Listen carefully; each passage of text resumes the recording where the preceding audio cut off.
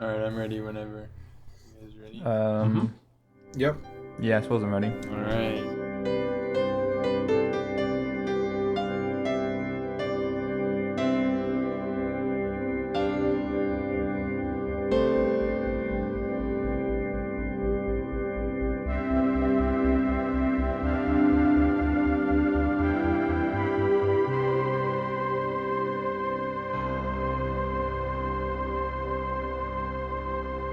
Okay, we're starting now. And, Okay. all right, so welcome to Cinematographically Speaking. This week, we're talking about the Haneke film 2012, Palme d'Or winning, not that that really matters, Amour. And that's a love for our American listeners. Yeah. Could you translate it to whatever they speak in Monaco? What do they? That's where, What like, do they speak in Monaco? That's where our listeners are, right? Yeah, we have some. shout out to Monacoian Monaco. and Yeah. Moroccan. Yeah, shout out to you guys. Shout out Or to the girls. Monaco I think listeners. we've got some Filipino as well, Filipinx. Listen, we're international. We are Filipinx. Mr. Worldwide. We're all over the world. Yeah, we're doing it. Anyway, this movie rocks. Obviously, no one's gonna disagree. No one's Yeah, gonna so I disagree. guess we'll just do opening thoughts. We'll chit chat a little bit. I love this movie. Really good, really interesting. Is this the Mostly first time just you've seen really it? good, huh? Is this the first time you've seen it? No, this is like the third time I've seen it. Good Okay. question. In my mind, stands out from the rest of his au revoir, oeuvre. Steven, you say oeuvre, don't you? I say Ovre. Well, you think I don't you think know. this? I mean, I guess we will talk about it later, but you think this stands I out? think this is substantially different from the rest of his films. Of course, there's a lot of similar things happening, substantially. but I think substantially different in style. Yeah, but I really like it. It's one of only a few films that I would almost feel bad like recommending to someone, especially if they're old, you know. Yeah. But anyway, I love the performances are earth-shattering. Everything Spectacular. everything Oh is my God. spectacular. Well, yeah, we'll talk about it. I'm sure. We'll talk about this movie. Yeah. Yeah, I'm sure we'll get into talking about this movie. Yeah, I really like this film a lot. It's probably one of my favorite Hanukkah films, and this is my second viewing. Yeah, I agree with Steven I agree with Wow. Troy in that it stands out stylistically, and I don't know, there's a couple things in particular that are very different, which I'd like to talk about. But yeah, I mean, overall, yeah, I don't know, this movie makes me afraid to get old and die. So This is best case scenario. yeah, and this is best case scenario. And yeah, but yeah, this movie makes me like really scared to be old and die, and obviously that's not like the entire point of the film. Like that doesn't contain that statement doesn't sum up everything that's great about this film or whatever, but that in itself is enough to make me like this film quite a lot. Yeah, this film was incredible. It was actually, it's up in the air as to whether it's my favorite film of all time. It's an incredible movie. I've never cried so much during a movie and at so many portions. And rarely were they like these awful scenes, where she's like screaming and in pain. It's actually not that ever. It was usually moments where, for instance, the type of scene where the dude helps him with the groceries later on in the movie, and he comes back up and he says, I just want to, congratulate with how well you guys are coping. Me and my wife want to extend that. Dude, that moment, like, oh, and when I say cry, it's not like I'm like weeping, but it's definitely like, Mm-hmm. oh, and then the tears come, but I'm like, oh, I'm pushing them back, Jesus. And that happened, I mean, at least 5 times during this movie. It was such a good movie. Mm-hmm. All right, so we're good. So sorry. For me, it was like, it wasn't like about to make me cry, but I was so uncomfortable and sad throughout so many points of the movie. I was thinking about like bailing, because I was like, dude, I'm like 30 minutes into this, and this is the saddest thing I've ever seen in my whole life. Yeah, Like, let's go. like, and it was especially sad because I know Hanukkah, right? I'm quite familiar with his work at this point.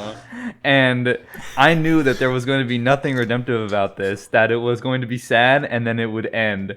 And Nothing redemptive. Yeah, another weird. What? So cringe. I- Did I you even do watch gotta this say, movie? I want to clarify something about the crying. So I actually think the moments when I like teared up were moments of respite. It was almost never through sadness. Of course, there's this, the sadness is always there, but there were these moments like when she's playing in the electric chair and she's having fun. Mm-hmm. And then the dad, or the husband, when she like runs into him, he like starts like smiling and laughing, he's like, oh, and he's like a little dude. That moment got me. Big Oh smiles. my God. Big smiles on my face. So Yeah. those it was always these moments of respite that got me. Never the true sad parts. Those parts were like brutal, but they didn't like make me well up. And as far as feeling sad, I'm not even sure how sad I felt. Sadness is just such a difficult thing to actually describe. I don't even think my emotions were sad. It was always also like phrases which made me think about other things, like personal things associated with like, I don't know, art I've seen before, like experiences I've had with my parents, and it's like, it's always through these phrases that somehow take on like in like multitude of meanings that I'm sure don't necessarily for other people. Those are when I would tear up. It wasn't like at a tragic thing. It was more like some particular word or phrase or symbol or feeling that something was giving off that cascaded or opened the floodgates to all these other experiences that networked in a rush, and it was like an overwhelming, like a orchestra feeling that made me cry, something like that. Mm-hmm. And just to clarify what I said about nothing being redemptive, obviously there's redemption like in their relationship and in their love and things like that. What I meant was that there wasn't going to be a happy ending. That's what I meant. To respond to that briefly, I'll say I think this is one of the most like optimistic and maybe like foolhardily optimistic takes. Or the film contains one of the most foolhardily optimistic takes in the history of mankind. Like just an ultimate triumph, and we'll get to that. Which is what? Which is love over like the ultimate object of one's life being love as opposed to death, but also like this like intermingling and interthreading of love and death. And also I've got a Nietzsche quote for you. I thought might appeal to you. Experts here. It says, it would be overly easy from an overly quick survey of Michael Haneke's films to classify him as an outright nihilist because of his choices of subject matter, not to mention his willingness to undermine audience trust in the traditional logic of narrative truth-telling. So, you've been destroyed. Nietzsche was a big Haneke fan. I do have some more actual Nietzsche stuff, but we'll maybe get to it later. This movie rocks. Oh yeah, and Brody, maybe, or this is both Brody and Steven, because Brody's talking about being super sad, and Steven's talking about crying, but it not exactly being sad. Well, I don't know. Maybe that's just Brody, but I find it maybe less sad and more like definitely very painful. Like that's my I find myself grimacing. It is really hard to watch for much more sustained lengths than say Piano Teacher, which is super hard to watch, but only for like more acute moments. Anyway, yeah, I think there's a lot of pain inflicted upon the viewer. I hope I hope you know what I mean when I say this, but I didn't enjoy watching this movie, if that makes sense, because of how sustained and painful some of the parts were. Now, obviously, there's enjoyment in the fact that I'm watching something great, and like this is obviously the intention of the film is to evoke these types of emotions. Do you think crying But would have helped? um, I don't know, maybe, but it was like I feel like I had to like avert my eyes in like some parts of the film, like when she was speaking gibberish to Yeah. uh and like and obviously like all these sorts of memories like come rushing back if anybody's had like some sort of family member go through this, and like I was just watching and I'm like, dude, this sucks. Like I hate watching this, you know? And I don't mean that like I'm watching something bad. Mm-hmm. That is just painful. Yeah, I don't know if enjoy is the right word, but I know what you mean. Yeah. Because I would say I felt the same way, but I am enjoying it the whole time, I guess. But it is Yeah, I very mean, like, uncomfortable and very painful and things like this. it's a lot different than when you feel like sadness towards like, I don't know, like some love film or something like that. And you see some like heartbreak and like it's this sort of like bittersweet kind of like enjoyment that you can sort of get from it. But this is just way different because it's something that's so like a lot more bitter. Like there's Well, I don't know yeah, how to say it well, really. it's just so extreme. Like most of the film, or quite a lot of the film, is spent basically with George basically finding no way to like coming to terms, like realizing that there is no way to make this like better through some like happy little moment or something like that. Like there's no like solving it or fixing it or something like that. And I think that like that's what makes it different than I think a lot of it's like her pain is like irredeemable as far as like alleviating it or something like that, because like death is like final or something like that. Mm-hmm. Yeah, all he can do is cope. Yeah, Right? Like it's this all is a movie. it's all just coping. This is a film about coping, and although I think I'll put the disclaimer, I think it's generally cringe to listen to the artist as what they think their thing is about. But like he says his driving question in the beginning was just like, how can one cope with the suffering of a loved one? Like with the implication of like one cannot help in any way. Yeah, right. It's just this guy coping, and I think that also to Steven's point, that line stands out about the man, right? Saying, "My wife and I are impressed with the way you're coping or how you're coping," Mm-hmm. and I think that is like one totally true. Um, and I think like the first time I watched it, I like kind of cringed or something, and this time it felt way more positive. Like it felt like an actually really good thing to say from the neighbor. Mm-hmm. And then I just wanted to also note that there are a few moments where Anne laughs, and these are her laughter is like piercing in my mind. Like when it happens, it like strikes me so intensely.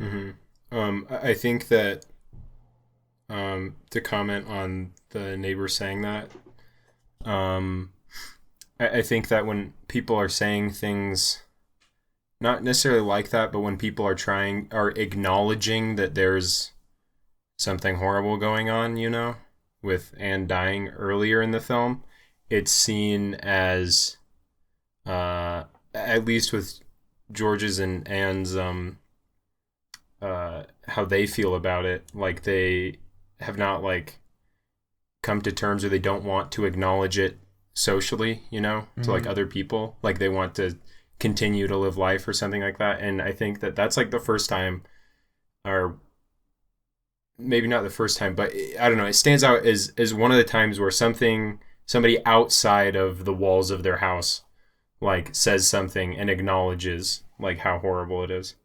I think that like maybe a good moment that would be like a foil for this is the nurse, and like the bad one or the good one? the bad one. Yeah, that seems like a good foil for it because it's like just complete ignorance to the suffering they're going through, Yeah, and there's is like the words like you're doing, like I admire how well that you're coping, I think is a really good way of like phrasing it, because like I imagine like if I was a neighbor I would say like I hope things are going well, or like is she doing better, or like how are you doing, or things like that. But to like say I admire how you're coping, there's like a sort of a heroic nature about the way that he's able to like compose himself, and but it's also completely acknowledging like how horrific and tragic the situation actually is, and hopeless. And it was as opposed to like what I would like if I was in the neighbor situation, I wouldn't you'd cringe it up, phrase it like that, and it would be lacking in one of those areas that phrase is really good at capturing all of it. Yeah, I'm definitely gonna steal that phrase. It really is perfect. To like, I mean, there's all what do you say in those types of things where it's like the situation is just like doomed or like terrible and nothing can be done. I when I was watching it, I was like struggling to like grasp at much of a lot of like significant like intellectual holds, if that makes sense. Like because it was so like visceral and like emotional, that like I wasn't necessarily sure like what to grab onto about it in particular. Like there's significance about like the window and the pigeon, and the fact that she sort of like comes back at the end of it. Yeah, I mean, I don't know. I don't know if I have any like very interesting like symbolic like thoughts about the a lot of the symbols going on, like especially with like the pigeon and stuff. I mean, I don't know, I liked it. Like I don't know. I don't feel super I don't know, it's not like I encountered it and then felt like blindsided by it or something, which I think speaks to how well the film is put together and how well it's done, is that it doesn't feel out of place. It's not just like, oh, well, what's actually going on, Like it happens and I don't know, something about it feels correct. You mentioned like what the movie wasn't about. But like when I was done with the movie, like I was sort of wondering like, well, what is this like about? And I was wondering, and this is an open question, obviously, but like, what do you think it's about? The film. Love. It's a broad question, but on purpose. Amour. Love, yeah, Amour. Okay. Well. So anyway. Okay. Good podcast. Good podcast. Let's go ahead and end that there. All right. Well, I just want to, with you said a little earlier, I mean, I think it's meant to just be felt, I think it's meant to just be felt, and, I don't know if it's Haneke coming through or not, but Based George talks about how, like, what he finds memorable and important about his, like, the significant film viewing experience he had when he was young was the emotions he felt during it. Like, he can scarcely remember what the movie was about, but he remembers the way it made him feel and things like this. Right. And I think Haneke's probably alongside Bresson about like, I want my films to be first and foremost felt, and then you can go ahead and think about them if you'd like. Yeah, I think it's unique in its, because like on some level, it almost sounds like if I heard, isn't there some film, what was the Academy Awards or what happened recently? What some movie one? Like, yeah. What was the one that just happened? The Oscars?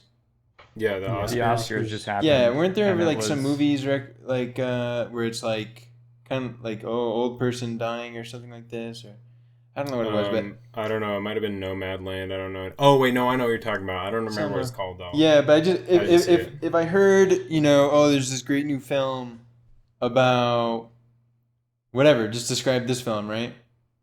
I'd be like, oh, it sounds kind of cliche or sounds kind of trite, or it sounds like how hard could it be to shove into my face like horrific imagery of like elderly people trying to cope with their death or something. But I feel like this does it in a way that I would never suspect those would. I mean, I don't know if I'm making a lot of sense. I think it does so uniquely well in like the atmosphere. It develops this like extremely like there's all this distance that I think makes the viewer feel more like a voyeur and subsequently guilty. Like there's a lot of stuff about the Anne not wanting to be seen like this, right? Like the pupil comes along and acknowledges it and she doesn't like that. Yeah. She doesn't want her children to see her. And in defense of, as an act of love, Georges tries to prevent the daughter Ava from seeing her, right? So as to like shield, like protect Anne's dignity, and stuff like that. But there's all this stuff of like seeing Anne is like explicitly in the film and obviously felt to be something very private and interior and only for George. But we're there like as voyeurs. I don't know, it just feels like you're watching something you probably shouldn't be looking at. Mm-hmm. And I think the way we feel watching it is very distinct from the way George feels watching it, if that makes sense. Mm-hmm. Like he has what it takes to do right by her.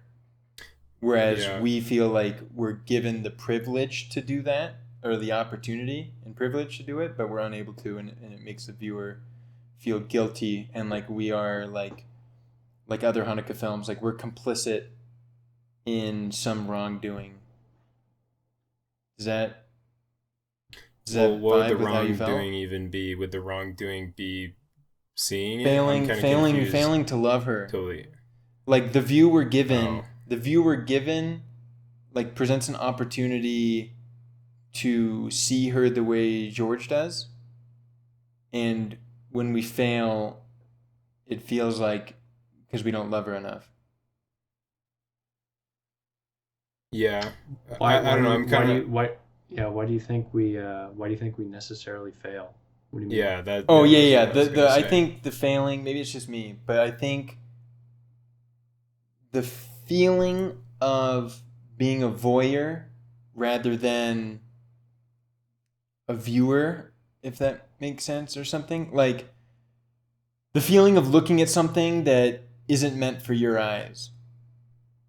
Almost like, oh, like this is so like any desire. Yeah, I just think there's this thing built up in the film about looking at Anna and seeing her and being a part of that process, that it's so intimate and meant only for George, and then we get to sneak in and see it. The daughter isn't even supposed to be seeing it, right? But we get to see it, and I just feel that the way I feel looking at Anna and that whole situation is not as like dignifying as the way George sees her. I'm only really pointing out I feel a difference between the way I see her and the way he sees her.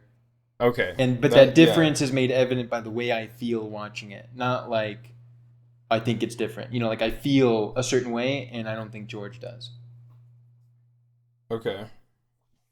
Is that making any sense? No, yeah, I mean, I probably agree just in the sense that, like, I feel, well, just the fact that the film is definitely feels like a level of intimate that films don't usually feel like and that you feel maybe slightly, and which is why it's so like uncomfortable to watch, I think, is because like I agree with the point of like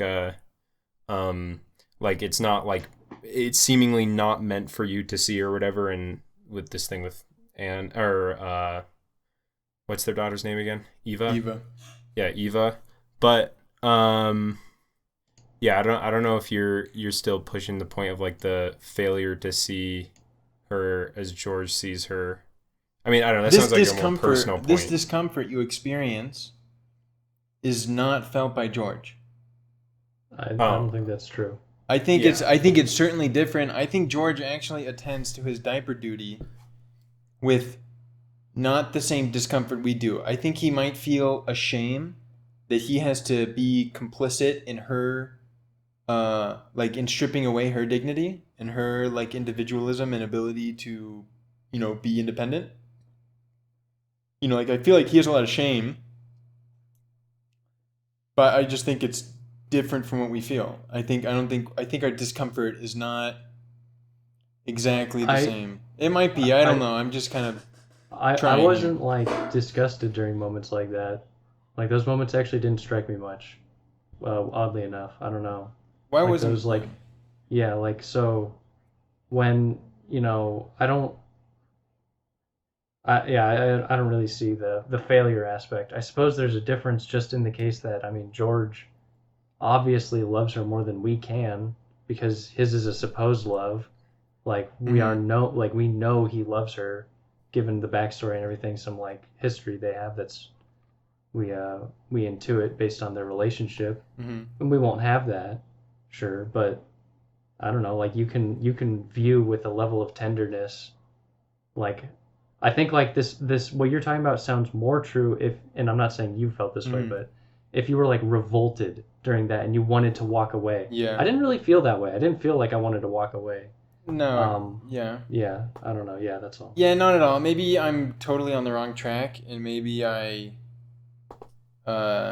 just not phrasing right. But yeah, I agree with this tenderness thing, right? You look at them, like I'm not looking at gross, like, or just like I don't want, I just think this discomfort might be different, but it also could just be a lot like what he feels as well. It's not totally clear to me. And I just wanted to add another point to what John was saying about the intimacy, and just note that it feels way different than like you can imagine some intimate moment in a film. Like like the intimacy is almost like magnetized, magnified by this like seeming distance between us and them. Do we feel like it doesn't feel like we're close to them. It feels like we're watching them up close from far away or something. I mean, I'd agree, but I think you're granted some moments of like their own subjectivity just because you have like the moment with the old piano recital, the piano student, and he sits down to play the piano and it sounds like hell, like Also and then obviously I also dreams, which is something I was going to bring up because that is something that is very significant as far as like Haneke's previous work is he's always been like strict, like I don't know what the right term would be, like realist or whatever. Like he doesn't ever show anything that isn't literally happening. And so in this he breaks that, and I see that as significant, not just because like he's doing something new or whatever, but like it's almost as if like the story demands a level of something more.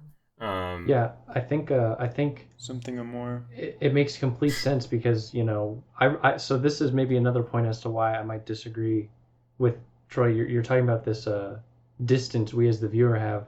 I felt like pretty immersed into George's perspective, and I think we're led into that, for instance, by the dream, and other I think the fact that we're following closely his struggles more than hers makes me feel like I'm adopting his perspective the whole time. And for instance, during this dream, not only are we being shown a glimpse into his psyche or something like that, we also feel a moment of terror the same way he might in a nightmare.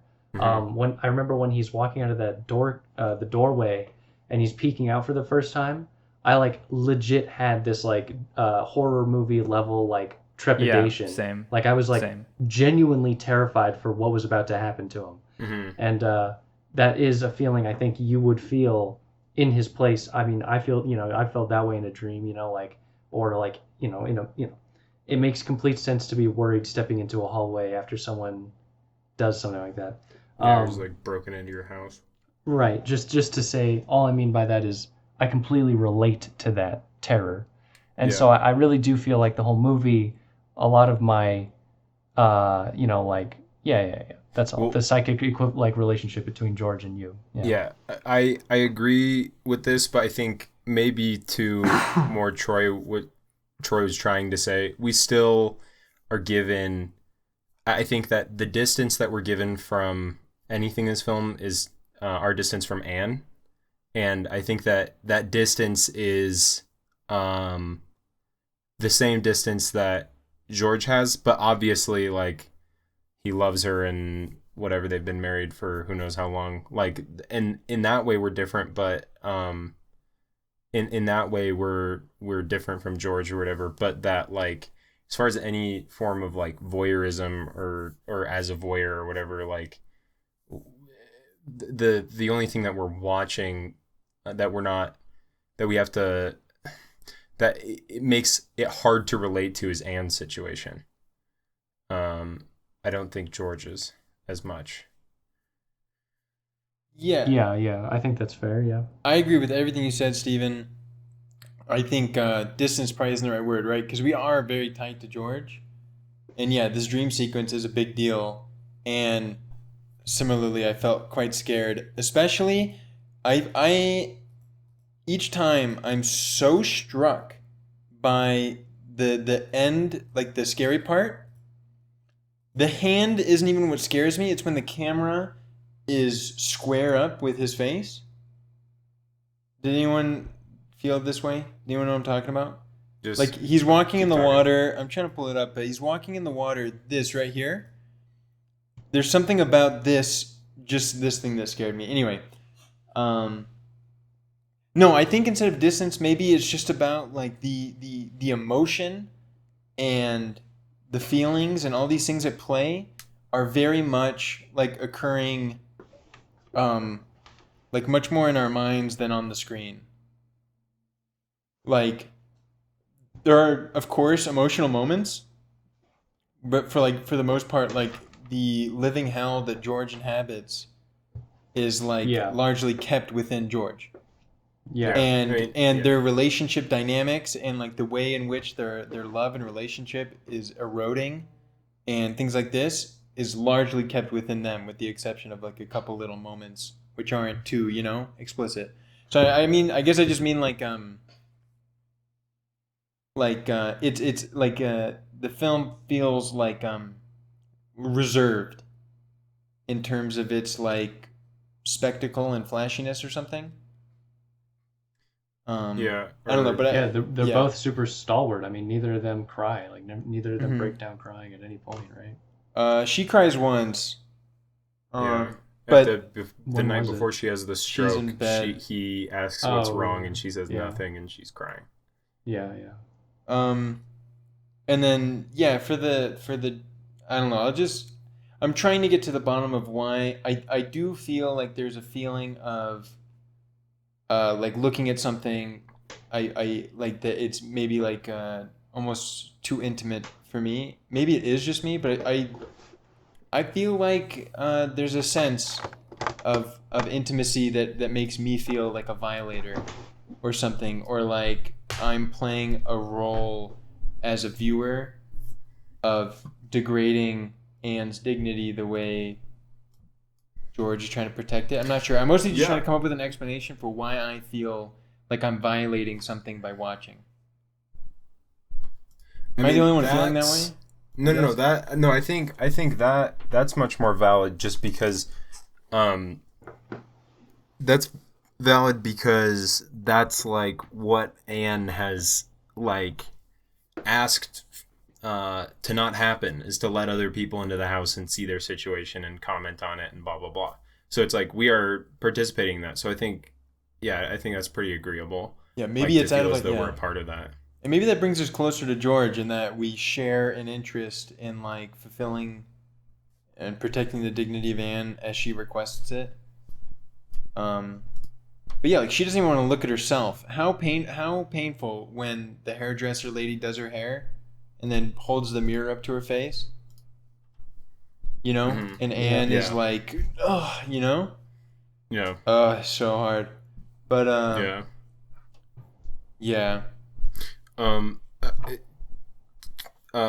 want to point out like just another moment that like one of the moments that made me like cry when watching the movie is the moment they start singing and she's like trying to sing and then he starts singing it and yeah, I don't know, that was just so good. Yeah. I don't know. I think that it comes after having at least one, maybe multiple situations with a nurse and like all of this tension with people wanting to know what's going on with Anne or whatever, and then like Eva not being able to. I think it comes after Eva not being able to connect with her mother, like talking to her and she's like speaking gibberish. Yeah. And so I think that it was so relieving to see some like an intimate moment where they're still communicating, like George is still like recognizing her as like a actual person or like another mind or whatever, whereas like everybody else is like unable to. And I think that it's interesting that it's like a song as well, like presumably some old song that they both know, just because it makes it so it's like George is the only one who, if she started to do that, would be able to have to like reciprocate her communication with him or whatever, you know? Yeah, definitely very heavy moment. And yeah, I think there's a lot of things about her as a person versus her as like already dead, right? Like in some sense, as soon as she has the stroke, they kind of both know she's dead. Like this is it. It's now just a long down road, and she tries to kill herself. Which, oh my gosh, what a scene, you know? Like when George, like I thought that was wild too. Like she wasn't even gonna say goodbye or anything, right? George was just gonna get home, and she'd be splattered on the ground out front. But yeah, and then the nurse, the good nurse, says, like after she washes Anne, and Anne's like yelling hurt, hurt, hurt, right? And dude, when she yells that a lot, you know. But the nurse says, you know what? Don't take it too personally. It's just a reflex. She could be saying anything, mama, whatever, right? It's just, you know, it's not even real, right? Yeah. And like this, like stripping away of you know, a human being with dignity and things like this, and at the same time, like I don't know, yeah, like when she's trying to speak gibberish to Ava and other stuff, um, like his, like maybe it's too soon, but his like smothering of her is like an act of acknowledging the very real human being in her still. And I don't know. There's just yeah. I mean, I think that I mean, if you were to contrast it with if she got like euthanized by like a nurse or something, yeah, like it's or like oldenized. Old, so true. Annihilated. If she got murked by a nurse, no, it'd be totally different, you know. Like it's like, because it would be the same thing as what they're doing when they're like combing her hair and giving her a shower, and Mm-hmm. it's just like maintenance until you die. And so the dying is just like, all right, like And she load them couldn't even onto request the, it. yeah. That too, like the kind of mm, like symmetry between her and the home, and like maybe it's a bit on the nose when she's trying to jump out the window to kill herself, right? Like she wants to escape her body that will she knows will become a prison, and it does. And we basically never leave the house, and neither do Mm. old people. Uh, yeah, I think it's no. Yeah, the only time we're outside the house is like it almost feels like a memory for most of the film because it's just like the opening sort of sequence, Yeah. and then we're trapped within the house, and then the only other time we leave their room is in the dream, or their specific unit, right? Is in the Hmm. dream, and even in the dream, he only ventures out into the building, you know, Yeah. and just these like nestled like worlds of the elderly. Um, uh, Uh, yeah. I just to comment on the opening or whatever, like the only time we're really outside mm-hmm, the apartment. Um, it's so, I don't know. I mean, like what the whole situation is not like fantastic in any way, like it's not super extravagant or wonderful. Like this is our wonderful life, It's just so cozy and like pleasing and uh just content or something, And then when they get home, their conversation when they get home. mm-hmm. Um, yeah, I don't know. I do think. I mean, it's interesting that their house got broke into. I don't really know what to make of that, like narratively, Yeah. Besides, like, eh, I don't know.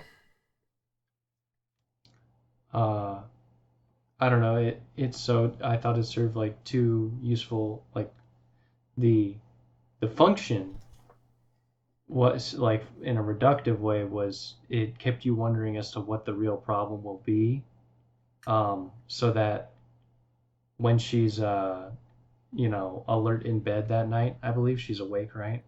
Mm, And the next morning, she's kind of in this like dead stare forward, I don't know immediately that she's undergoing like a medical problem, Mm-hmm. Instead, I'm thinking, oh my God, is she like blown out, blown the fuck out because of this crazy moment, thinking about how she could die or something like that. Is she yeah. haunted? Right. She's She haunted. possessed? So like functionally, it serves to just create tension around that and confusion until the real problem is discovered and set forth. Um, but yeah, no, from I don't know, from an analytical model, like it I think it's interesting because I think coming home to the broken the you know it them having been broken in is like an encounter with the real, and in that it fractures everyday life, Yeah. the symbolic order, whatever. And so uh it's certainly a foreshadowing in Mm-hmm. that what she is about to encounter, what they're both about to encounter, is like the greatest fracture of the symbolic order imaginable, and that is death, right? Or Mm-hmm. like the violence of death. Mm-hmm. And so I mean, it's a useful foreshadowing in that sense, but there's also something about how it's breaking into their home, that you can't escape it, and we're Mm-hmm. also going to be in this home the whole movie, and so it's like it's as if it's crept its way into the house. Yeah, it Um, goes along and with the body mhm. home analogy. Yeah, right. Yeah, so that's my take. Yeah. Yeah. Um. To Yeah, I think it's interesting, like George's reaction to it too, as well as being the kind of preface for how he deals with an encounter with the Right. real Right. compared to Anne. he's kind of like, oh no, it's fine, like we'll just get someone to come fix it, and like he immediately like relates some like romantic story about a professional job, She does. Huh?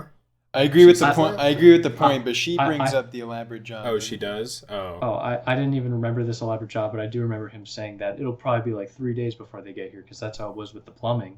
Yeah. That was states that just as like a throwaway, like. And of course, well, the plumbing comes back though. I think when in his nightmare. When he dies and he's sloshing through water, and so there's like this feeling like some plumbing went bad in the building. And I can, and that's like the first moment where we have a memory of that scene the way he might have a memory, and so it would be used as like a nightmare charge, like a nightmare catalyst or something like that. For sure. Yeah, true. I mean, in that scene, the whole building is like under construction, dilapidated. The elevator's not working.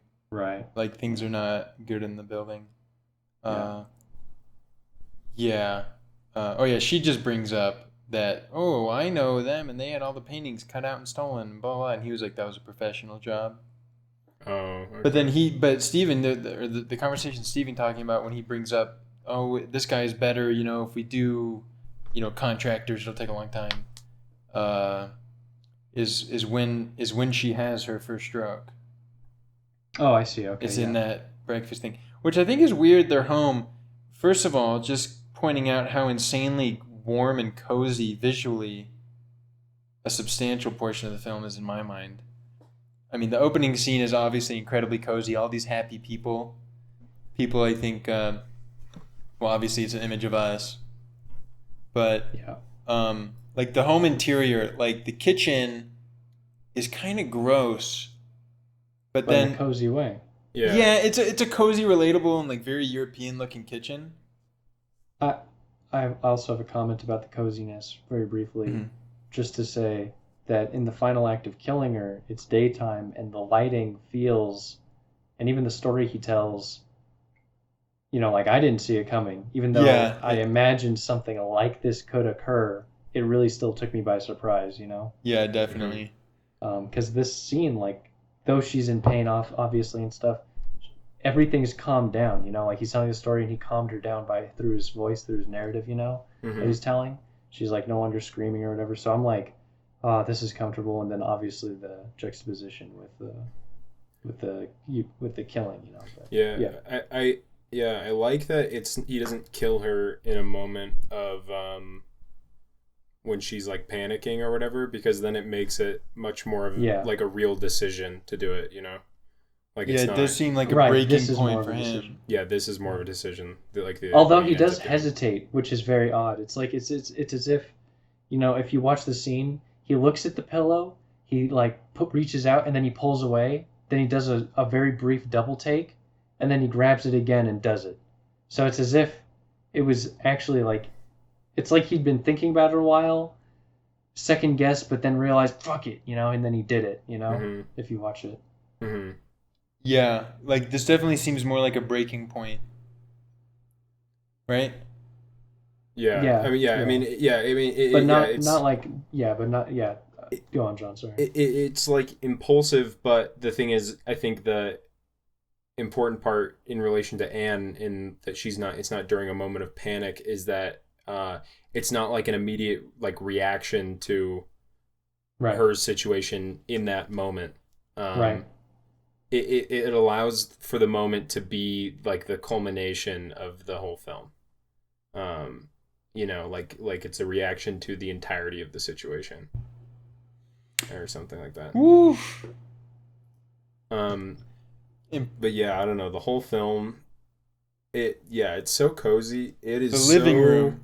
It is so like the lighting is so gorgeous and so like real looking without, I don't know. Yeah, it's crazy soft, but it's also crazy natural. Yeah, which is so, it's not like overly naturalistic, which is what you'd expect from like, I don't know, this like style of lighting things, which I think is some kind of achievement. But if we're going to talk about the apartment, I think it's worth noting how high the ceiling is. I mean, I don't even know, like, it just, it Have you ever seen it? just visually it the walls are so tall, you know, and like it looks, I don't know, it's kind of off-putting because you have like this very cozy, like small apartment, you know. I mean, it's a large apartment, but it feels very like safe, you know, in size. But then the walls kind of always stretch past the frame, and something about it is, I don't know, made me uneasy on this like this time viewing it. Yeah, I don't really know what more to say about that. It's interesting.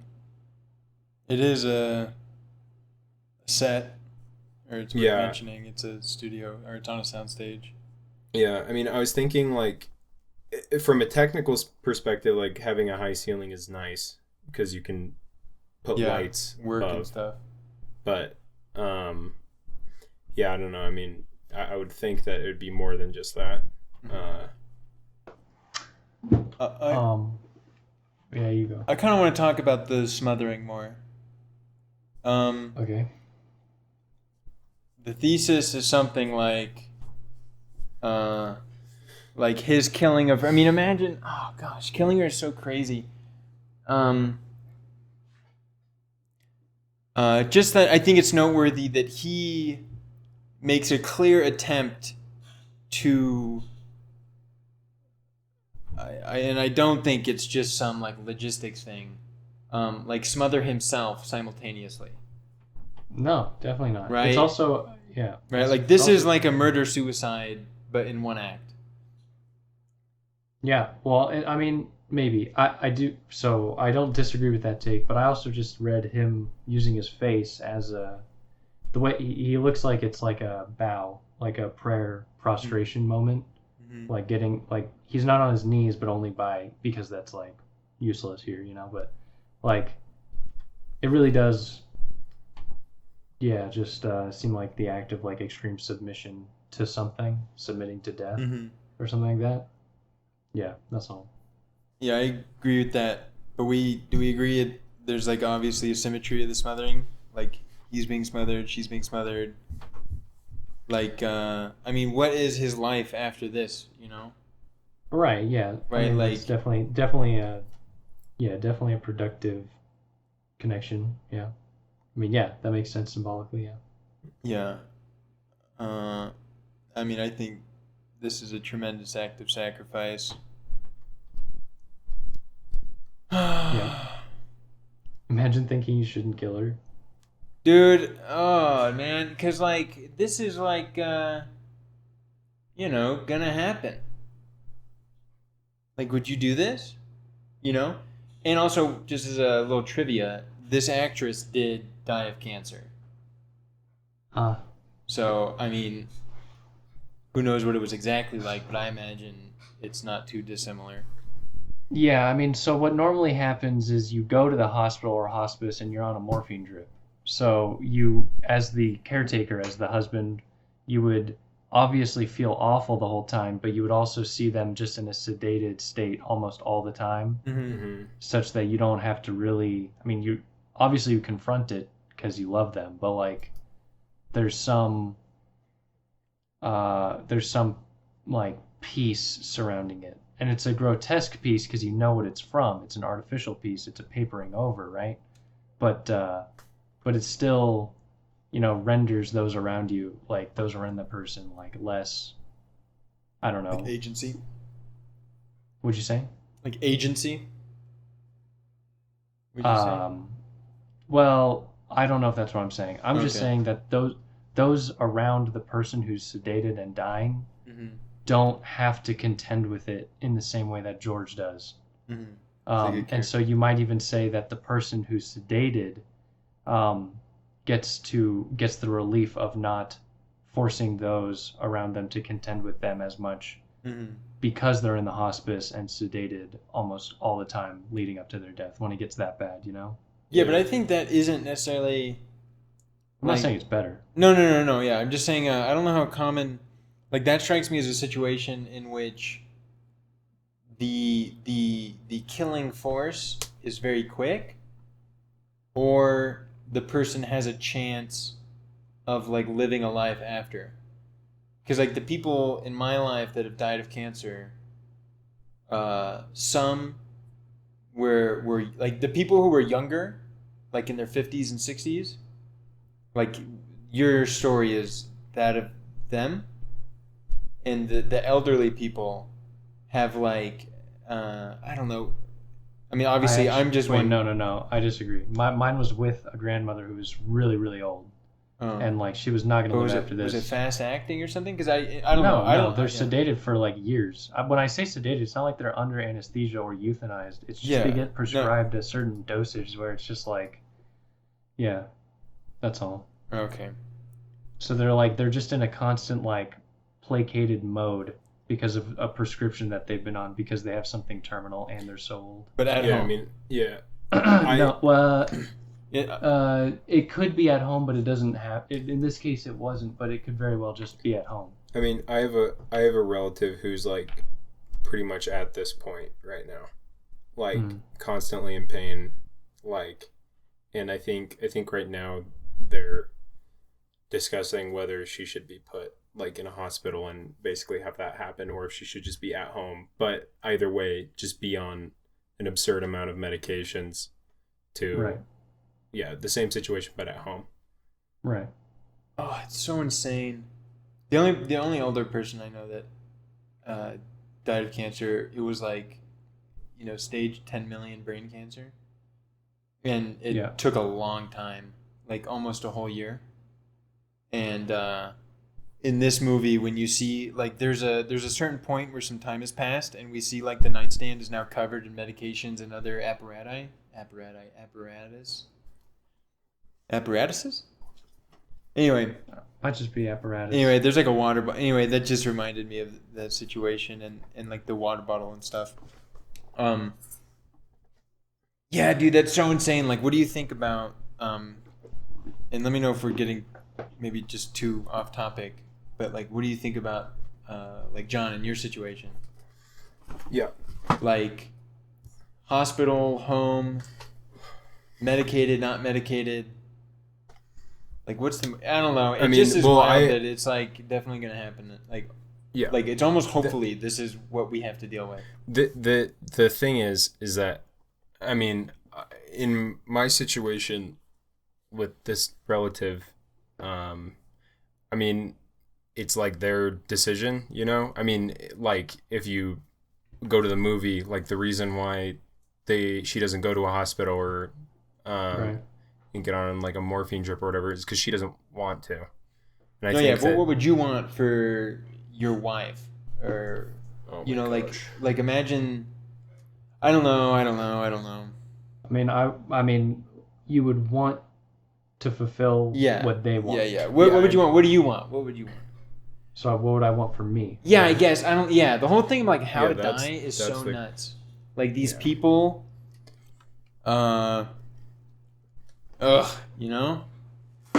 Well, most likely, approach. Say we're in a basically similar situation or identical simulation to Anna or Anne. Yeah, stroke. Now what? Right. Well, not just that. I want to fast forward to basically the last 3 months, last 6 months. I want to fast forward to that. Well, I feel like she's totally devoid of agency, but go ahead. No, I just mean at that point, I would want, I think, to be basically in limbo mode 24/7, if not euthanized, but probably just limbo mode with medication. Mm-hmm. What I mean is, when it gets to the point where you can no longer interact with anybody, and you're in constant pain, and you're a burden on those around you, and not only that, like, you're not just a burden on those around you, you can't enjoy their company either. It really is just the worst case scenario. Yeah. Like, before then, it's like, yes, she's a burden on people because she's a cripple and paralyzed and stuff, but there's moments where both they and she can enjoy each other's company. So during that time, of course, I want to retain my agency insofar as I can, and so hopefully live at home. But then once that starts to erode, I wouldn't put an axiom in the ground like no Yeah. no hospital. Like I wouldn't do that because that's like that really hurts you and everyone around you a lot the last X months, the last stretch, Yeah, but I agree with your point about like this like really this like real seemingly gradual descent into like, is there really like in the beginning there's still life to milk, Yeah, right. And it's so much worse that the communication is basically impossible. Right. And so like he has to make this choice on his own. Right. Although she already tried to commit suicide, still. Yeah. It's a brave thing. I mean, I think that while it may be what she wants, like we can't know that and he can't know that, like in that moment, because like what if she didn't want to commit suicide in that moment, And so I think that it becomes, regardless, George's decision, and not him carrying out what she wants necessarily. Yeah, I agree. I think I definitely prefer the ending as being his decision, not just obviously it is like to some degree in her interest, but I like that it's not, we don't read it in that cliche way, or it doesn't feel that way. This really did feel like George's coming to terms with George's decision, something like that. I don't know. Yeah, it's definitely, well, I was going to say it's definitely murder, but it definitely feels like murder. Right? Yeah. Like good, it feels good. Ultimately, I feel. I'm just saying, as a part, distinct. It doesn't feel like euthanasia or something like this. Oh. Right. It feels like a mercy killing. Yeah, I kind of get what you mean. I'm just saying it doesn't feel like euthanasia, where euthanasia would be like, I want this, and she's in control, and she wants it now, all that stuff. But no, it doesn't have to be that way. It could be that she's lost agency, but like you're the next in line, and so you sign the papers for her. That's how it could be in like some countries and like some situations. Yes. It's like you could, so like, but that I believe would also feel less like murder than this. Yeah. And it ultimately has to do with this room situation. Yeah. The fact that we're in this room, she never wanted to go to the hospital. He's putting the pillow on her, like all these much more like, all the material aspects take on a symbolic affect and equate to a murder feeling as opposed to the other one. Yeah, there's no distance or like machine or something to enact it, or like to like it's not like medicalized, Yeah, right. Right. Yeah, it's just totally like human and like intimate. Yeah, and it feels much more timeless that way, because you imagine like, well, I mean, on average, people didn't live super long, but somehow this feels more real because it's not like this crutch of medicalization to like deal with the problem for you. Instead, it is the personal, right? Yeah. So it feels more timeless. I like how devoid of like medical like quantification of things there is like in the film of like her suffering. Like it's not even clear that she had a stroke. Yeah, it's not even clear what is actually wrong with her. Yeah. You just know that she's suffering, and you just know she's fucked. Yeah, you just know that she's sorry. Yeah, sorry. Yeah. No, well, I mean it's relatively clear she had a stroke, right? But yeah, I agree with what you're saying. Like the film isn't like medicalizing the issue. It's just I'm dying. There's not a moment where the doctor comes out of the room and says she had a stroke. This blah blah blah happened. I mean, there's one surgery. There's like one or two parts where George like explained medically what was going on, and when he did, it was he didn't want to, because he's like, it doesn't matter. She's just gonna die. Like like who cares what's wrong with her? She's done. Yeah. I'm excited though. I'm excited for Amour 2, The Last Stand, where one surgery could change it all, and there's like. After we've been shown the dead body that's been there for like presumably days. Yeah, there's like Yeah, huge 30-minute abstract it sections no of like medical video essay no. and visualization of the problem in detail. It turns out Visualization. the daughter Eva actually devoted her life to studying cryo freezing and cryo reintegration.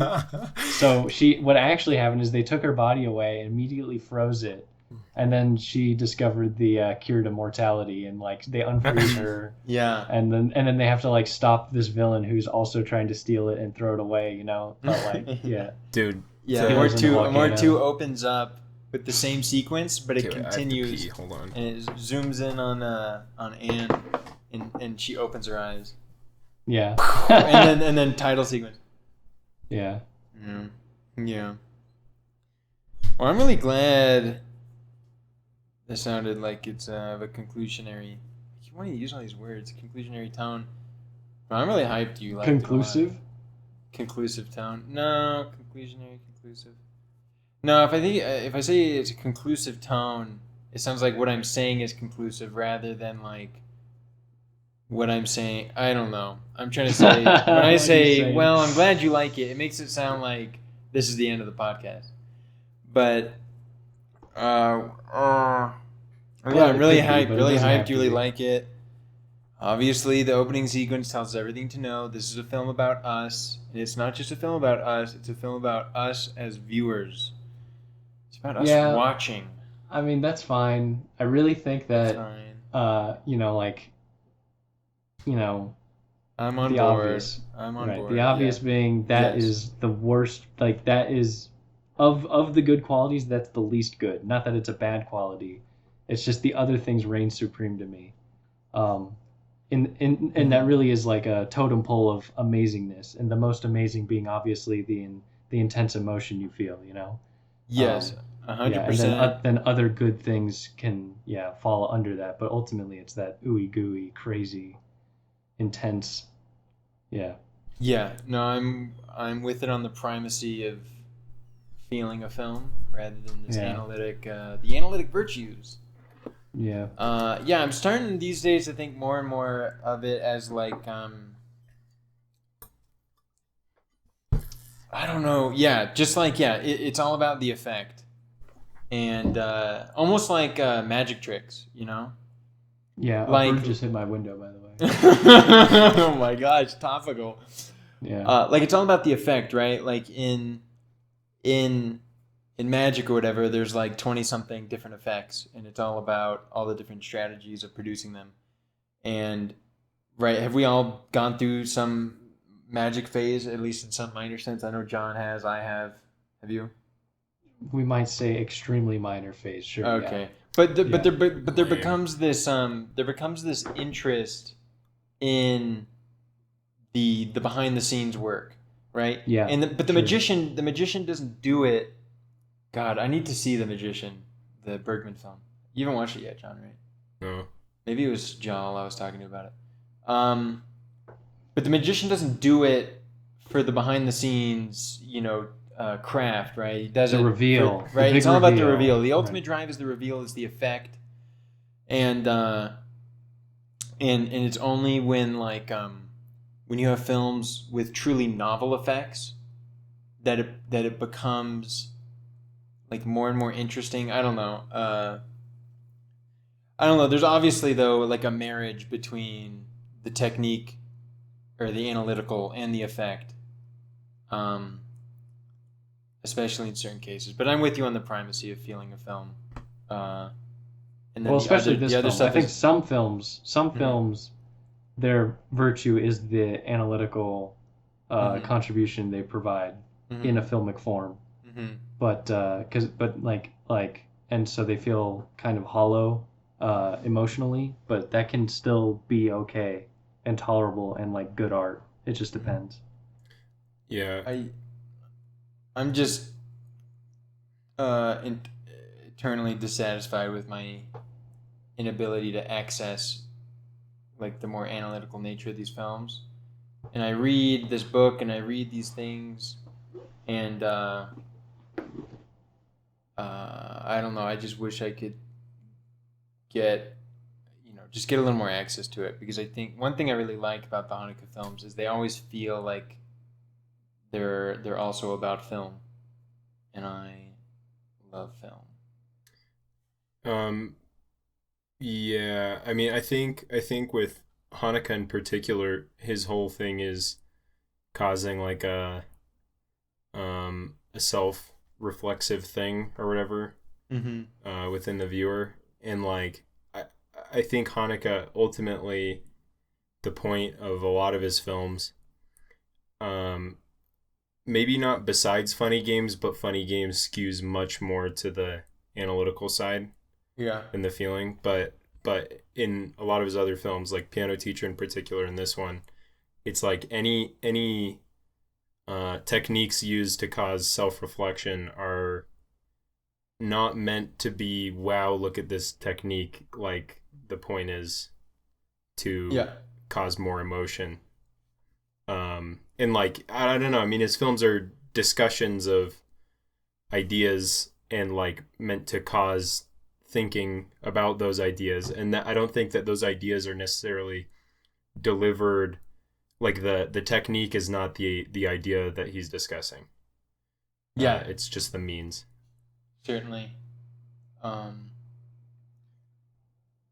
If there's nothing more on the specific topic, I want to point out, I think there's something interesting about the fact that we have a dying woman who's in pain, and he tells her a story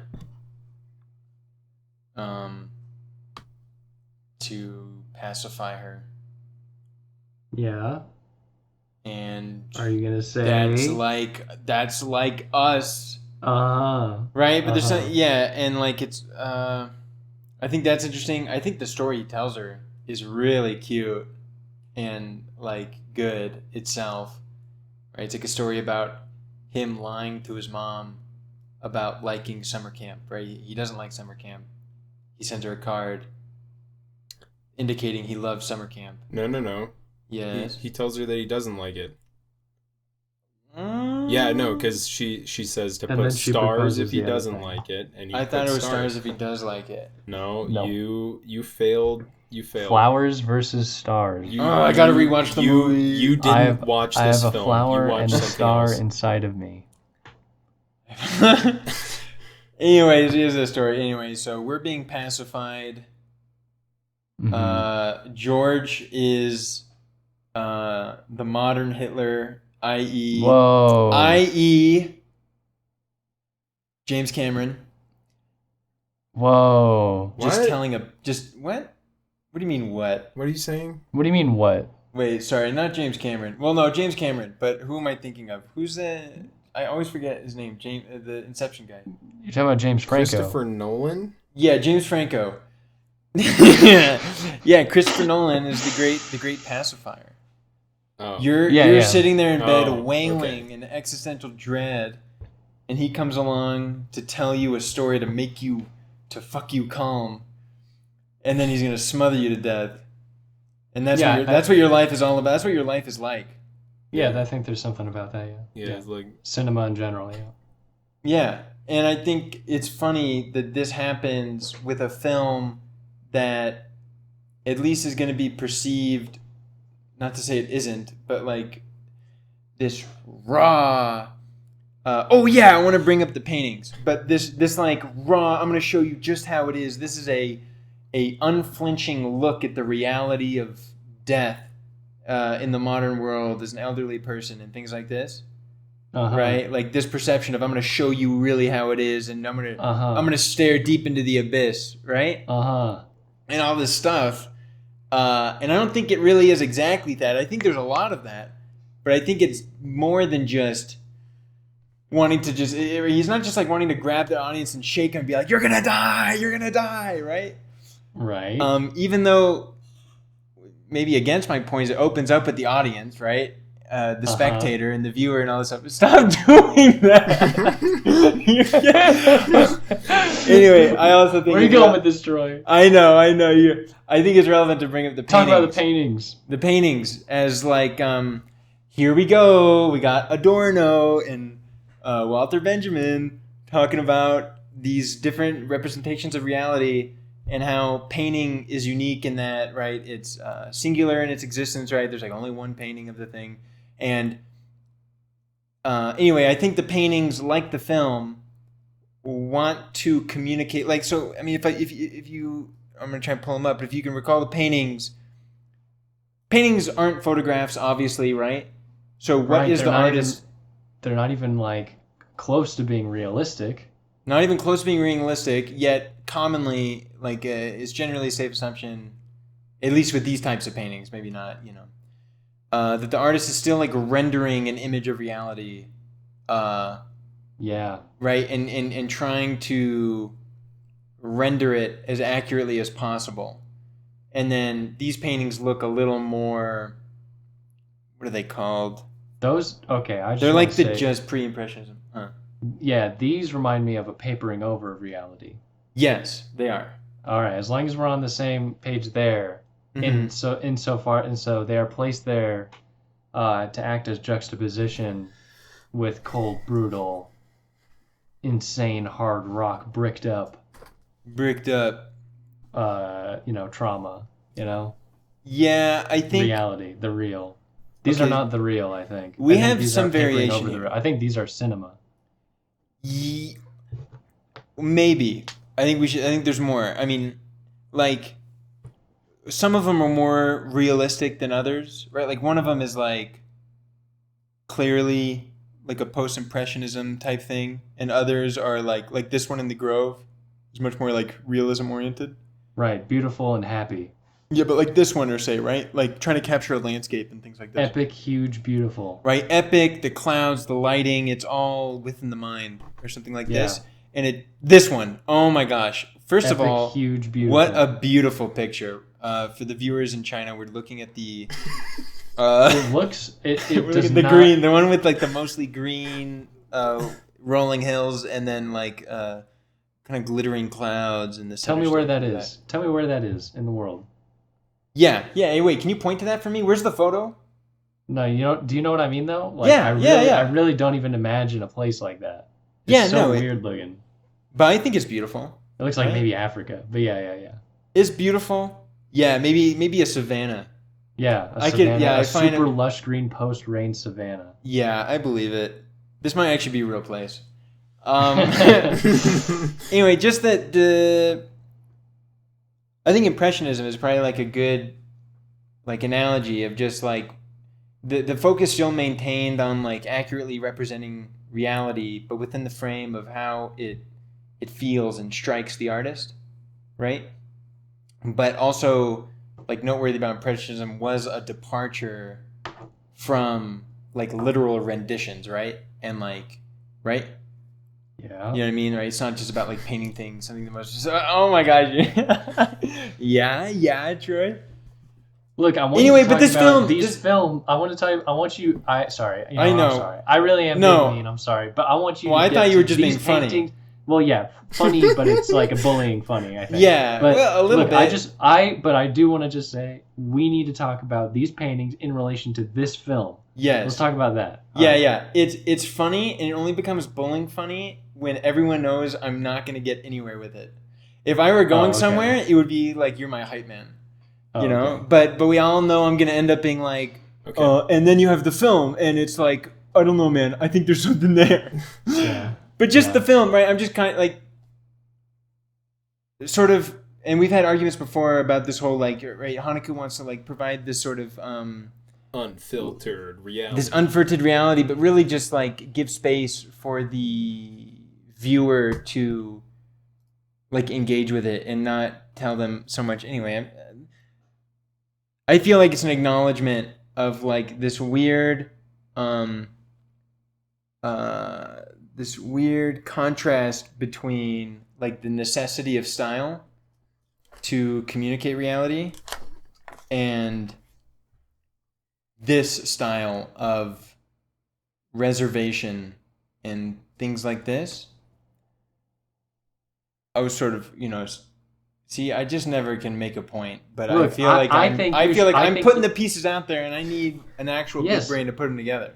No, I think you should go a step further and put your goddamn foot down. Okay. Okay. Haneke, I think, Yeah. is saying Uh-huh. that these paintings Yeah. are not like his film. And Really? while beautiful and intense, they lack a level of realism and brutality. Now, that doesn't mean they're not good. It just means they're not his film. And what Haneke seems to enjoy in his film is something much more brutal and unfiltered.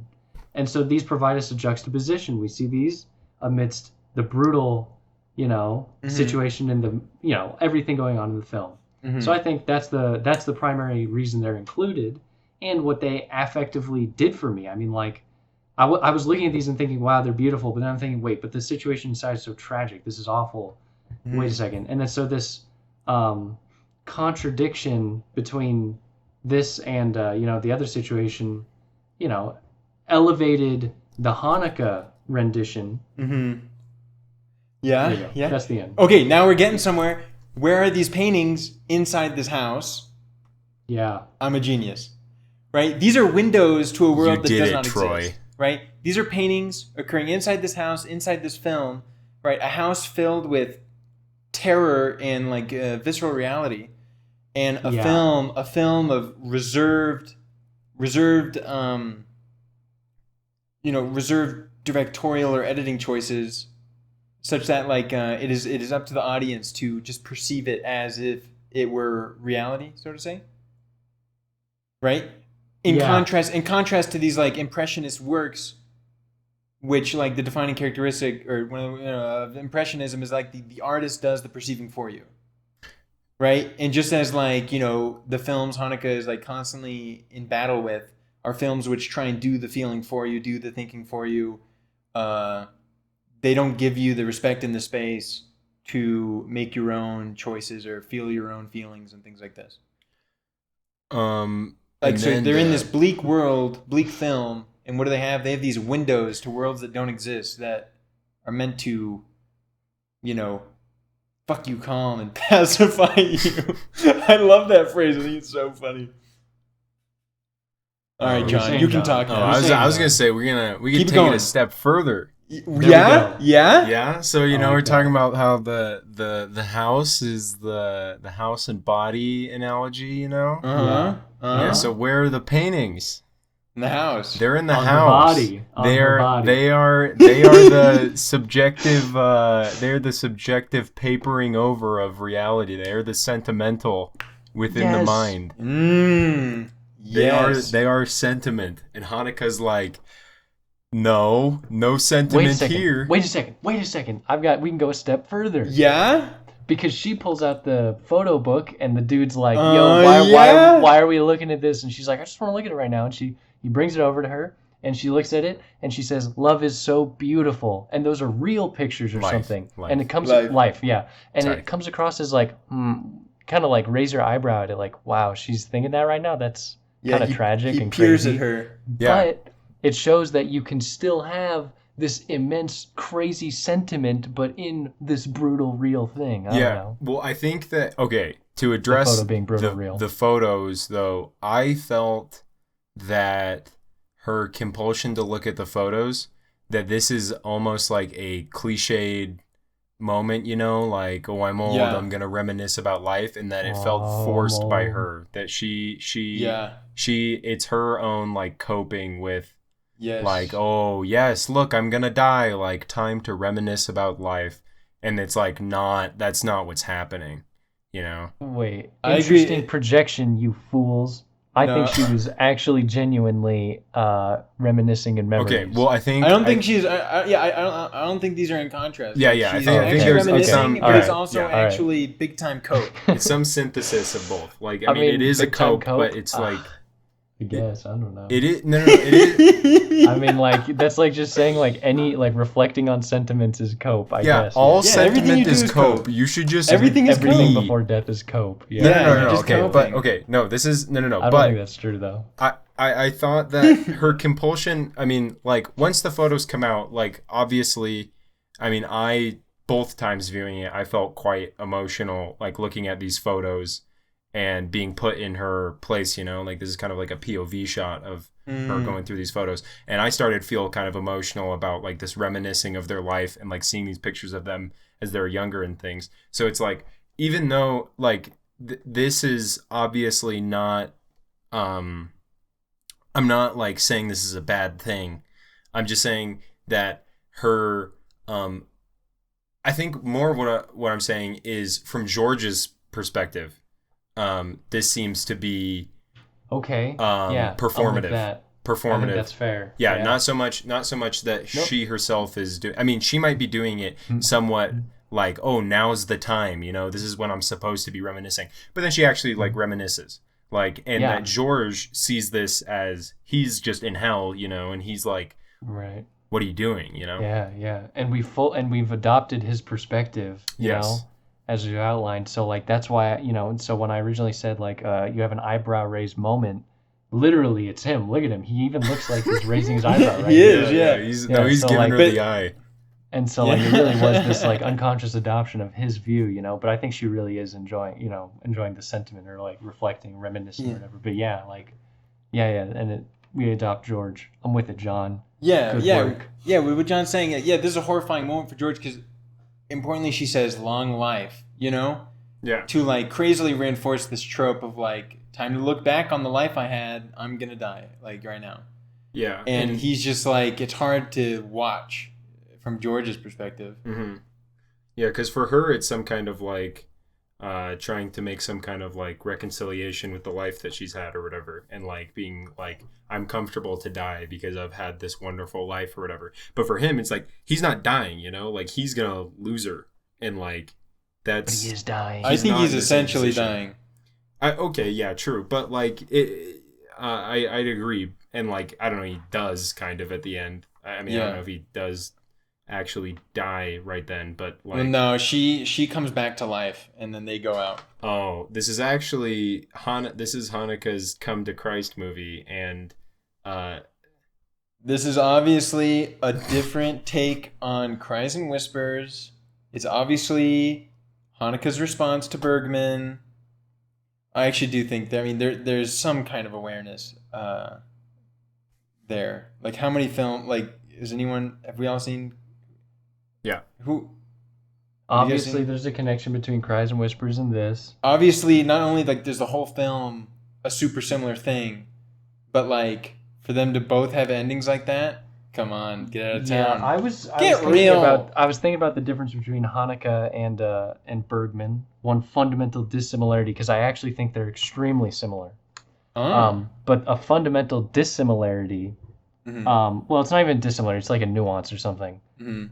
Okay, they're each talking about the real, but I think that Bergman's take often, of course, I haven't seen all his movies, so who knows? Whatever. Oftentimes is about the inability to communicate. That is like language's inability to communicate, which has to do with symbols, obviously, and the inability to symbolize. Hanukkah is the inability to symbolize as such, like the much more intimate and personal, whereas Bergman is more the interpersonal. Something about that feels fair to say.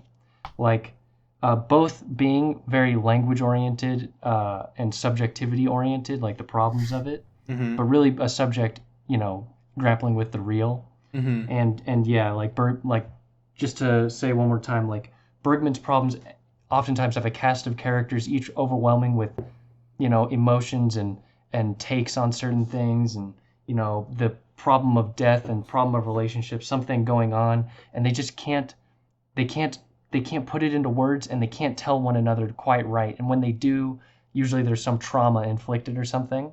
Whereas in Hanukkah, there's much less of a concern with people's ability to communicate and the characters not being able to talk to each other, but much more like a personal inability to like symbolize as such for my own satisfaction, yeah, something like that. No, I agree. This one's way more Yeah. insular, whereas Bergman's is much more like social in nature. Yeah, right. I don't know about the whole.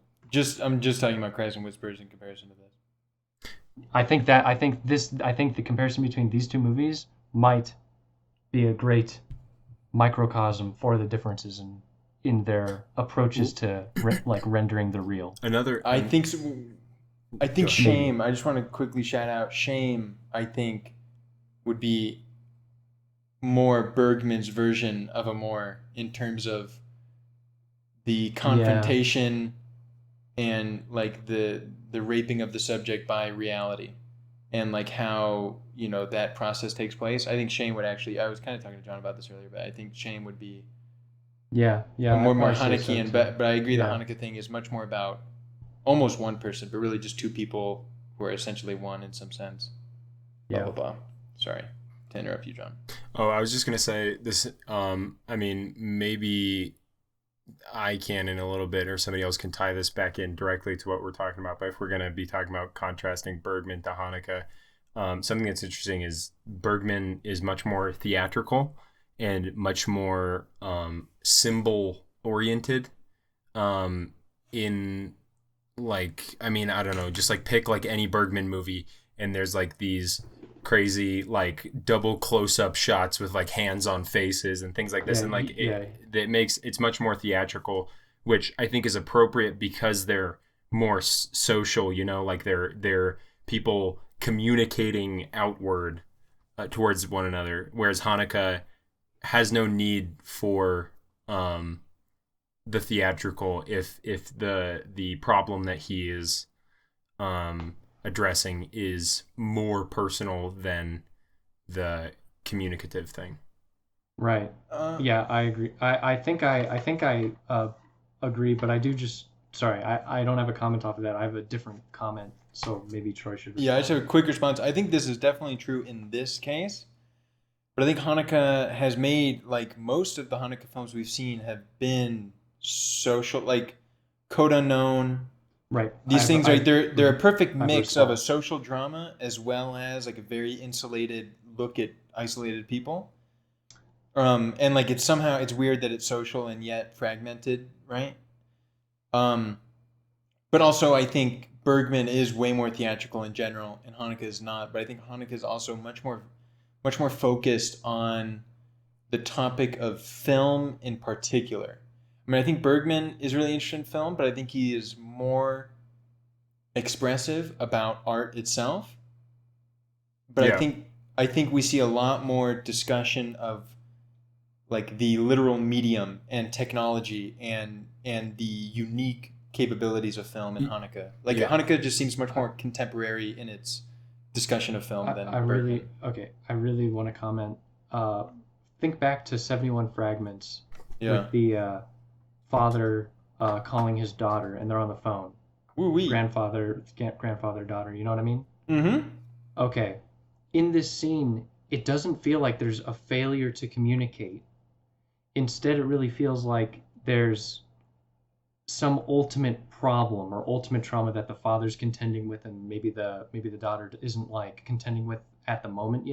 Yeah. But it feels like there isn't this problematic, and I say language, but I mean a more fundamental language, not just language like words, but like it seems like there's a more fundamental problem than the language game in that scene, right? Yeah, it's like the environment and everything, the context and everything about the conversation. Right, which is that feels more Haneke to me than a Bergman situation, where problems in communication are oftentimes rendered relatively explicit by like extreme emotional difference between the two characters, and then like a moment of insane like emotional reconciliation, like they bubble up with like a inability to express until a moment of like extreme expression between the two, or somebody finally expresses something. Yeah. Okay, and then I have one other comment to make. What was it? Oh, and if we think about Haneke at his most, I'd say, for instance, the ping pong scene in 71 Fragments so good. is extremely Haneke. That film, that scene to me, where he's contending with this, it's an inability to symbolize, basically. I would just say something like that. I don't know. Like, you could say it a bunch of different ways. Confronting the real, caught in a drive circle, like repetition circle. Something feels impossible about it, but it's very much him versus the real, this guy versus the real, as opposed to this guy versus this, difficult to discern desire that he has to communicate to somebody, and like, I don't know, like something like that. I don't know. Yeah, Bergman is like very much like making psychological dramas or films of the psyche and films of like the social. and Haneke's films are like anti-psychological, anti-melodramatic, things like this. Yeah.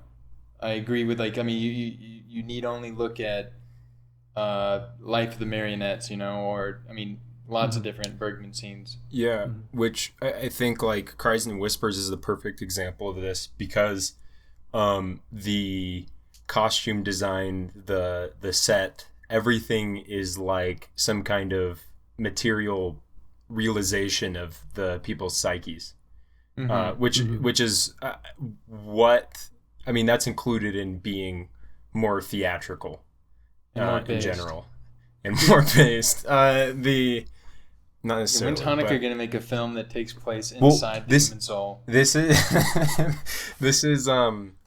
yeah, and so and then Haneke's more concerned with like as Steven was saying, like the real, like an encounter with the real or whatever. But that the encounter with the real, like, includes. Sorry, we have a clarification. I just want to say that the unifying factors, they both contend with the real. Yeah. I think Bergman's, though, is this more nuance having to do with the social versus Haneke, which is like the individual versus the structure. Yeah, that's what I was gonna say. Is that that was what I was gonna say next? Is that that Haneke's always take place within some kind of material reality that's very apparent. Yeah. Whereas Bergman's all are, for the most part, all very dreamlike, dream logic quotes, whatever, like they take place within the psyche. Yeah, they take place within the psyche. They're not like necessarily. Whereas like Haneke is like clearly what you're watching is like there's a material reality within what you're watching or something like that. But I mean, to go back to why Amour is different, though, Amour has the few moments that take place within George's psyche, which is true, but I still think that they're extremely personal. Like, that was my claim as well. Okay. Like that his was never in. I suppose the moments that we might say are semi-Bergmanian, whatever, but would be like, he's talking to his daughters and he says, well, you can't explain it. But that's a Haneke take. Like, he doesn't even try, and he doesn't have like this monologue of explaining to like the daughter, like the immense suffering. Instead, it's like, we can't, let's not talk about that, change subjects, and so it's really just like him versus the system, as opposed to like him in the network of people trying to all grapple with the problem, something like that. Totally. Yeah, and look at like the most stark similarity maybe is just the resurrection of the dead in both. In Bergman, this event occurs seemingly to all parties, right? Like, everyone is there when she comes back to life, and she interacts with all of them, and they interact with each other, and it's a social event, as opposed to this Haneke one, which is almost more Bergman than we were talking about earlier, but is only within the mind of George, presumably. I'm almost a little sad. You go ahead. I just want to say, we're at 140. Yeah. Just pointed out there. Almost a little sad we didn't keep following that painting idea. I like the paintings inside, because I think I'm just recalling something I wanted to add to it. John's was taking it to the next level. Yeah, continue. Go ahead. We're picking up right okay, back. Well, all I've got is like, so the painting, right? These are these sentiments of the mind, and like recalling, like, oh, here's this thing in my mind that I can look to for an image of a world outside myself, and it's like one that's been thought up for me or something like this, and it's basically just like copium and like a distraction from the fact that that is not reality, right? Like it's maybe noteworthy that the thing distracting you from the fact that you are not in touch with reality is something not of reality. Troy, I just want to say, don't you think that this thought you're saying has already been said, and it can easily be captured by just saying that that those paintings are like cinema, as Haneke sees it, like Hollywood cinema. Yeah. Like they're doing this. They have their problems are the same thing. They're the same copium idea. Mhm. I don't know. Do you agree? Yeah, I agree that they're like cinema. I think it's something people would do with or without cinema. I Yeah, agree. yeah, I agree. He would be absolutely. talking about Right, cinema, given all right, the other things we right, talked about with the paintings right, and the right. photographs and the contrast. Yeah, Uh, but yes, yeah. No, I think you're right that people would do it without cinema. It's just it's the. I mean, that's everyday life is this most of the time. I think. yeah, And I think cinema, Hollywood cinema, is just this machine meant to reinforce things as they normally are. hmm Um, and to just and like yeah, that like just that's why like tropes emerge and things like that, and the tropes when they feel like a trope as opposed to like an intimate moment. For instance, we might say that opening up the book of photos or something like that. Oh, that's a trope, right?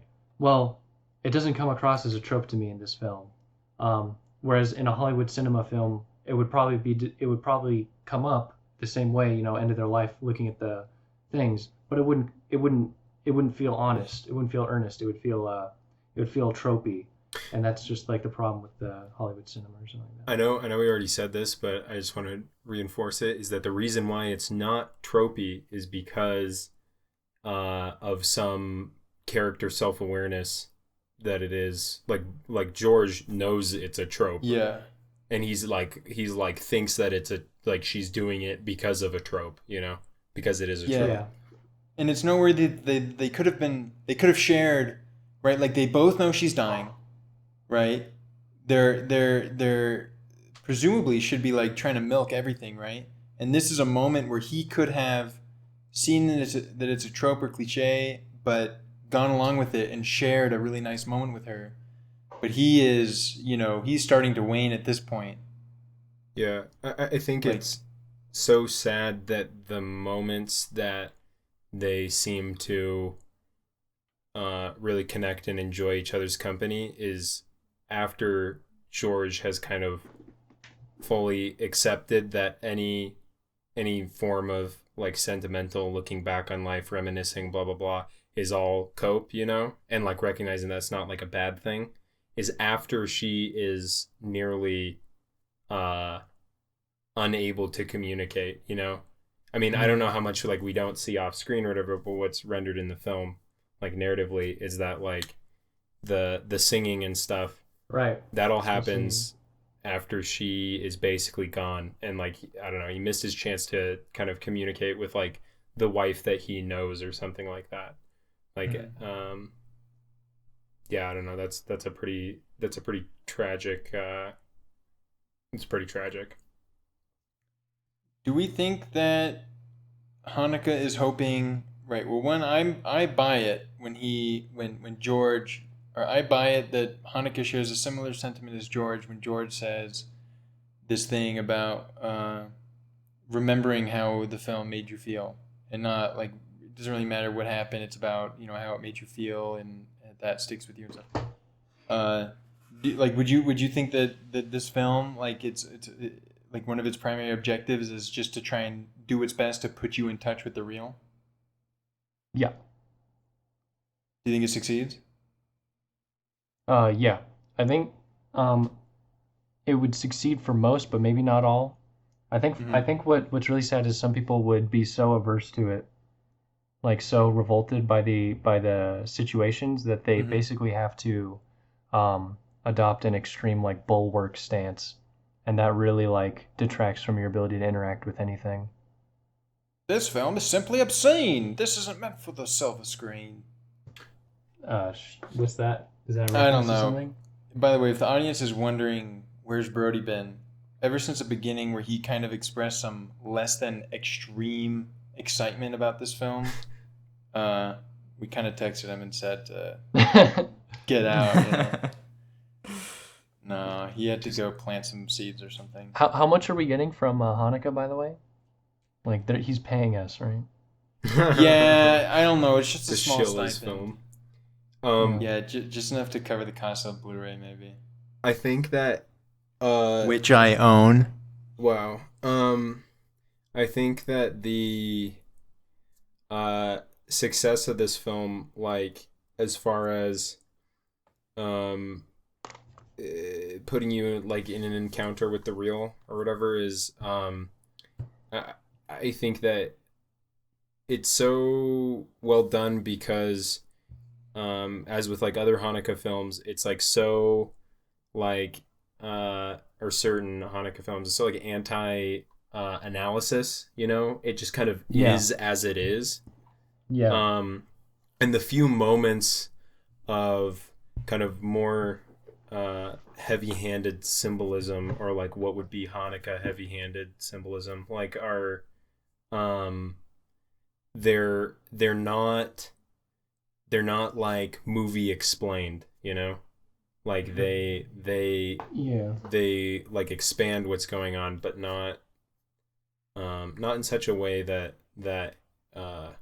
it like lends itself to a way of the viewer like it doesn't allow the viewer to like distance themselves and look at like, wow, look at this nice like structure or whatever scaffolding that this filmmaker has made.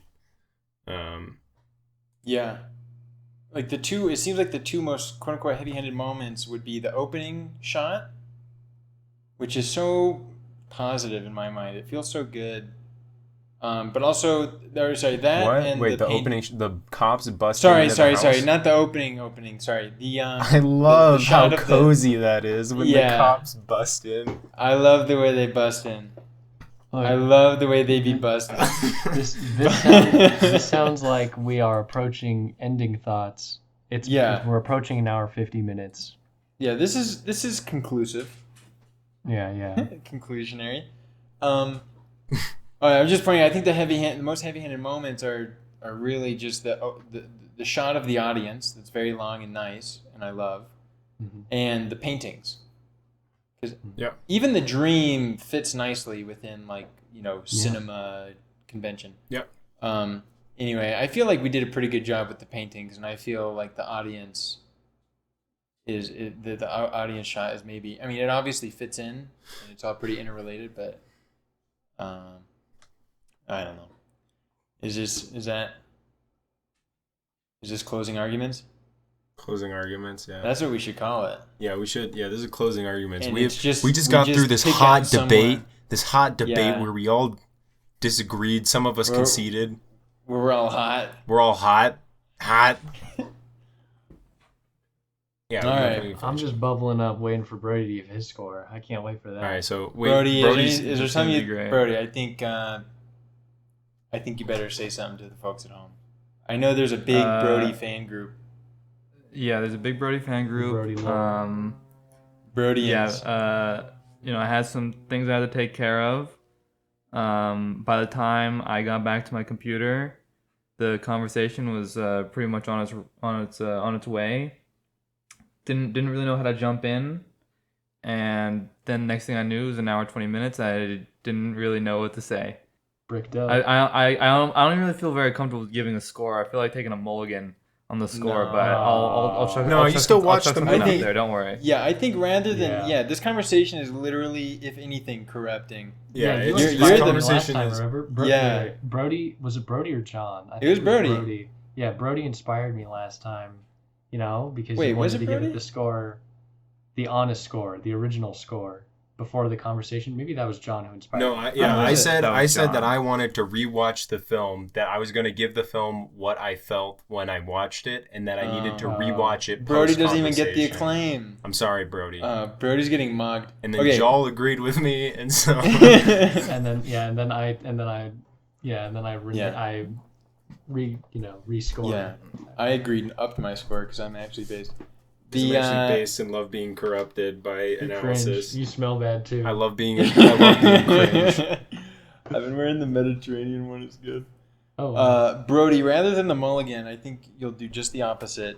No, I said I'm gonna chuck a score. No, I know, but I think it'd be good if you got a disproportionate amount of time to really put it out there, whatever thoughts you have and ideas that didn't get to get shared here. I think maybe a little monologue. I can't do that. A little monologue would be good for everyone involved. All right, but you don't have to, including the folks back home. I'll see what I come up with. That means that we are. This is it. This is it. Everyone, give your closing thing. We're gonna move. Yeah.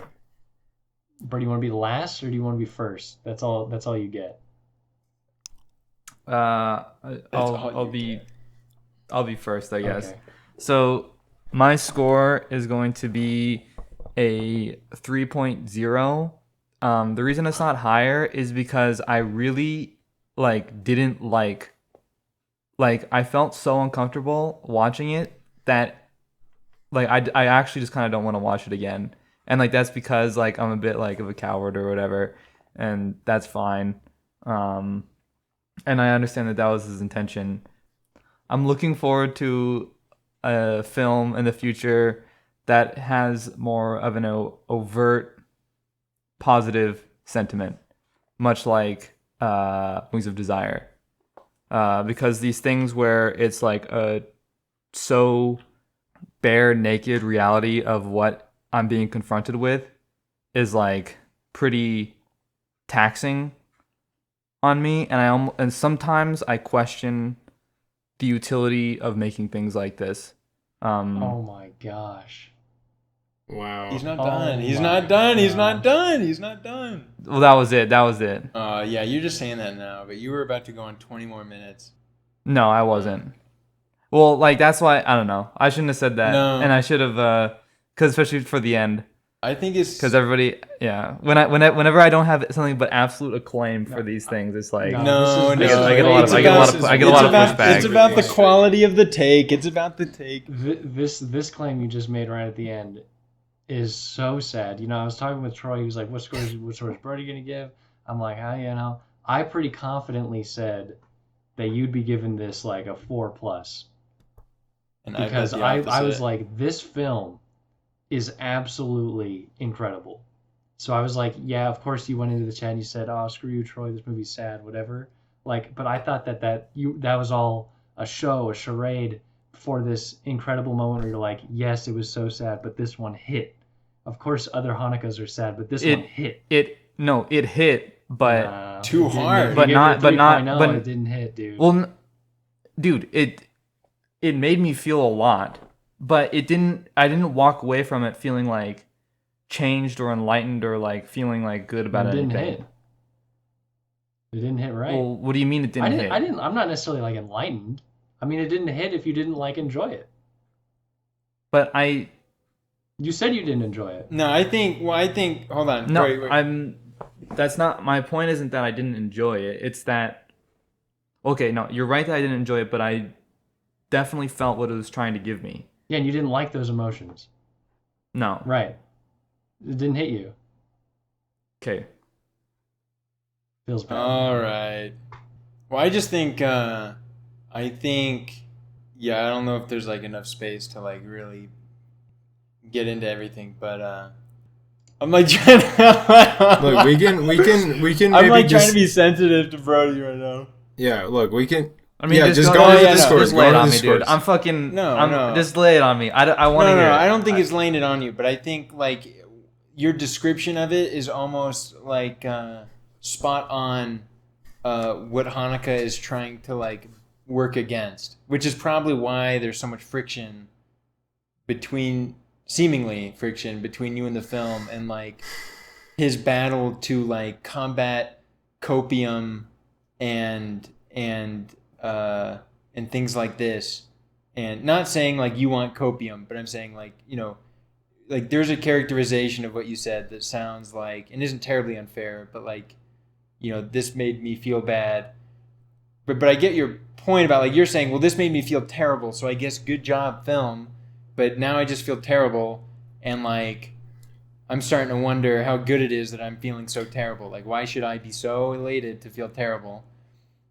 Does that seem fair? Because I'm also on board with Steven about when I feel terrible, I feel it's always infused with a crazy love of life, and I love. This one more than others. This one. I'm way more interested than in the other coming. Hanukkahs, Yeah, probably. super interested in coming into contact with the real, which is intense or something. Yeah, I mean, I think where Brody diverges is in what you said, is that you question the utility of that emotion or whatever. Well, yeah, because while you're completely I think your characterization was right, Troy. but like in terms of like you then feel like this love of life, I don't feel it at all. And like why, I don't know, but I didn't feel it. Yeah, I felt it for this one, but like I said, other Hanekas no, and that's what I'm. Yeah, So I that's mean, what I I'm was. equating to the hit. That's the hit. Yeah, I mean, that's the high you get at the okay, end. The hit. right? Yeah, I was legit just sad, and and extremely uncomfortable. All right. And then like everything that you could be said more intellectually about the film, about like how it's actually like a combat against like nihilism and all this sorts of stuff. It's like, I mean, whatever. I mean, I didn't feel that. Well, I mean, I think like the nihilist would never want you to feel terrible. Because that would imply like something about the value of like the meaning of terrible and what it contrasts, like the world that could be, right? Like the nihilist doesn't believe in the world that could be. No, this is a good conversation because it's proxy for evil. Even if it's not evil film, it's so close to evil film discussion. Well, yeah, I mean, that's what that was like. Frankly, like that's what was like in my head was when I was done with it. Was like I think I understand like what Jacob says about an evil film.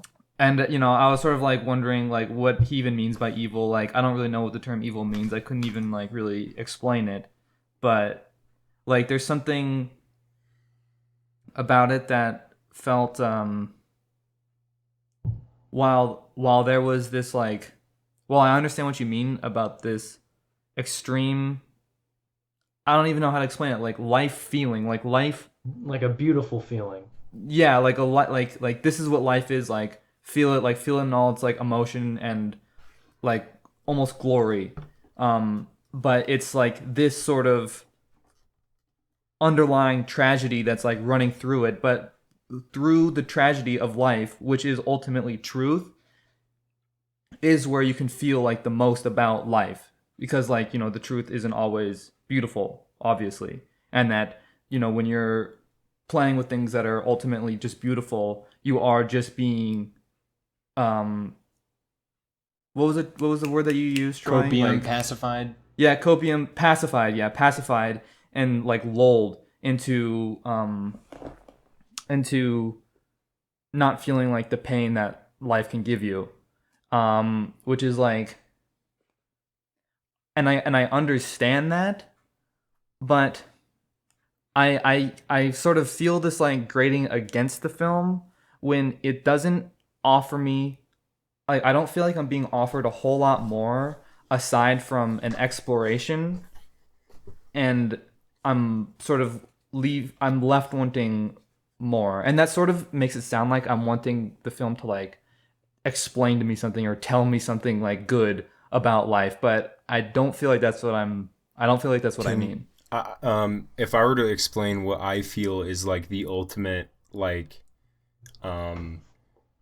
love of life thing in this film, like the thing that I find positive or whatever about this situation between these two people in this film, is it's like the title. It's like this is some kind of like testament to like the necessity and the true demand of love or whatever, as being like the answer in order to cope with or reconcile death or something like that. And like the situation, the film is about love, and it's about love in the most like dire extreme situation in which it is most necessary. And so I see this film, yeah, perfect. And this is like, yeah, and so this film just totally reaffirms in the most convincing way of the importance and necessity of love in the face of suffering, death, blah blah blah.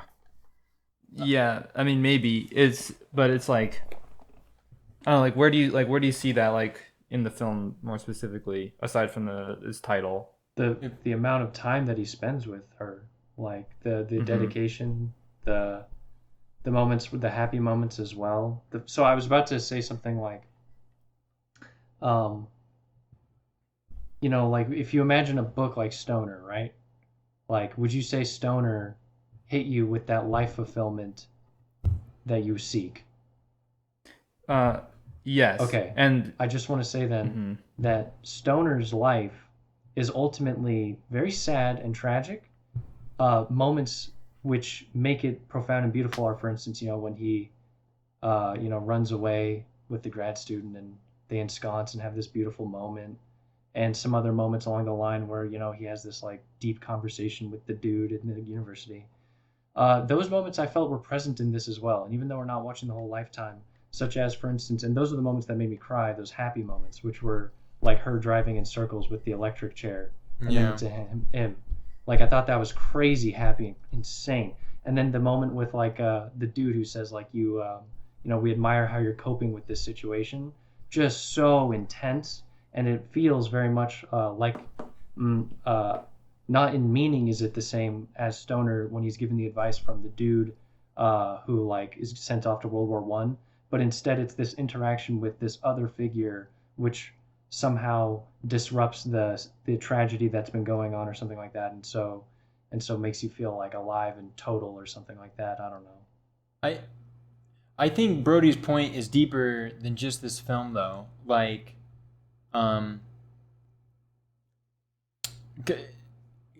like the topic of like evil film or evil art, right? Like Elsmore's point is much more broad than looking at a film and looking for some type of like didactic, life is good, happy ending thing, right? That's not what it's about. Which Stoner doesn't offer. Stoner does not. Yeah, Stoner I is a really think, thoroughly depressing book, but obviously yeah. gives the love of life thing. I think Stoner is a good example, but I think, well, first Brody, right? You're spitting straight Nietzsche with the truth is ugly, right?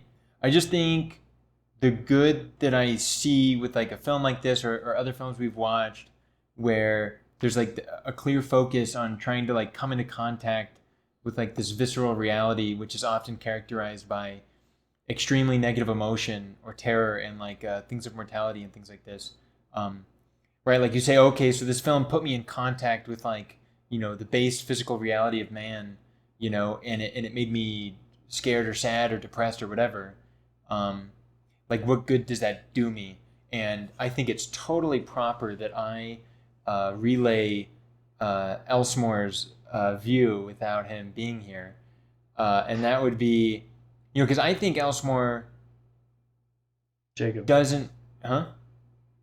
I think Jacob, I think Jacob generally doesn't see coming into contact with the visceral real.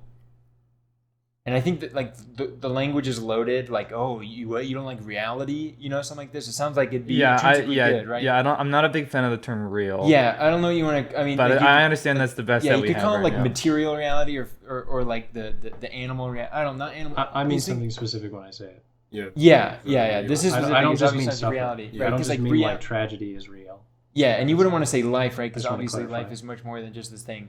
So, insofar as we can operate with like a very specific term that I think we all understand, I take it that Elsmore doesn't see this as like a fundamentally useful thing for like human flourishing, and not just for like us, but like especially like people in general. Like, what are you gonna do? Like, just try and like get people to think about like the pure terror of their mortality all the time. I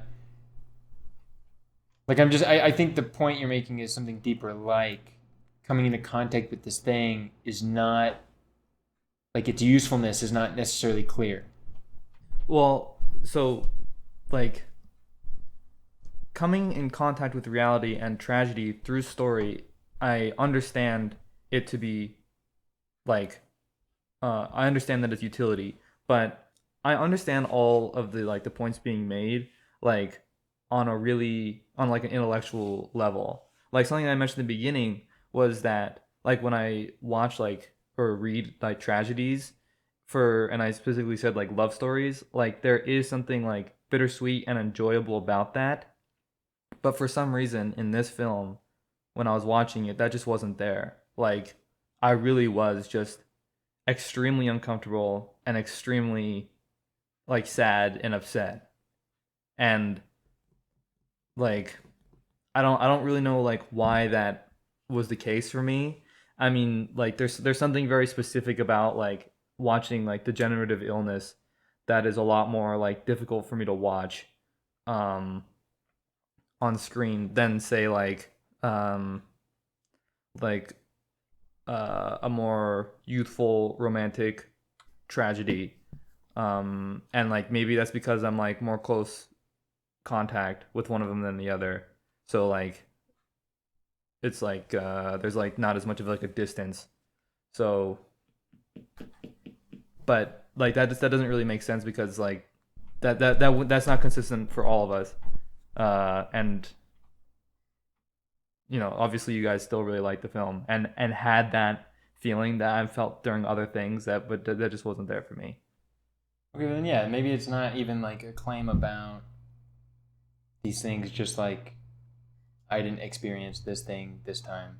Yeah, because you know the reason why I went off on that whole like, well, I understand like the like utility of like expressing truth in this sort of way, and like how the expression of truth in this way is ultimately, you know, you could say the only word that's coming to my mind is life affirming, even though that's not the right word, but it's like I think it's good.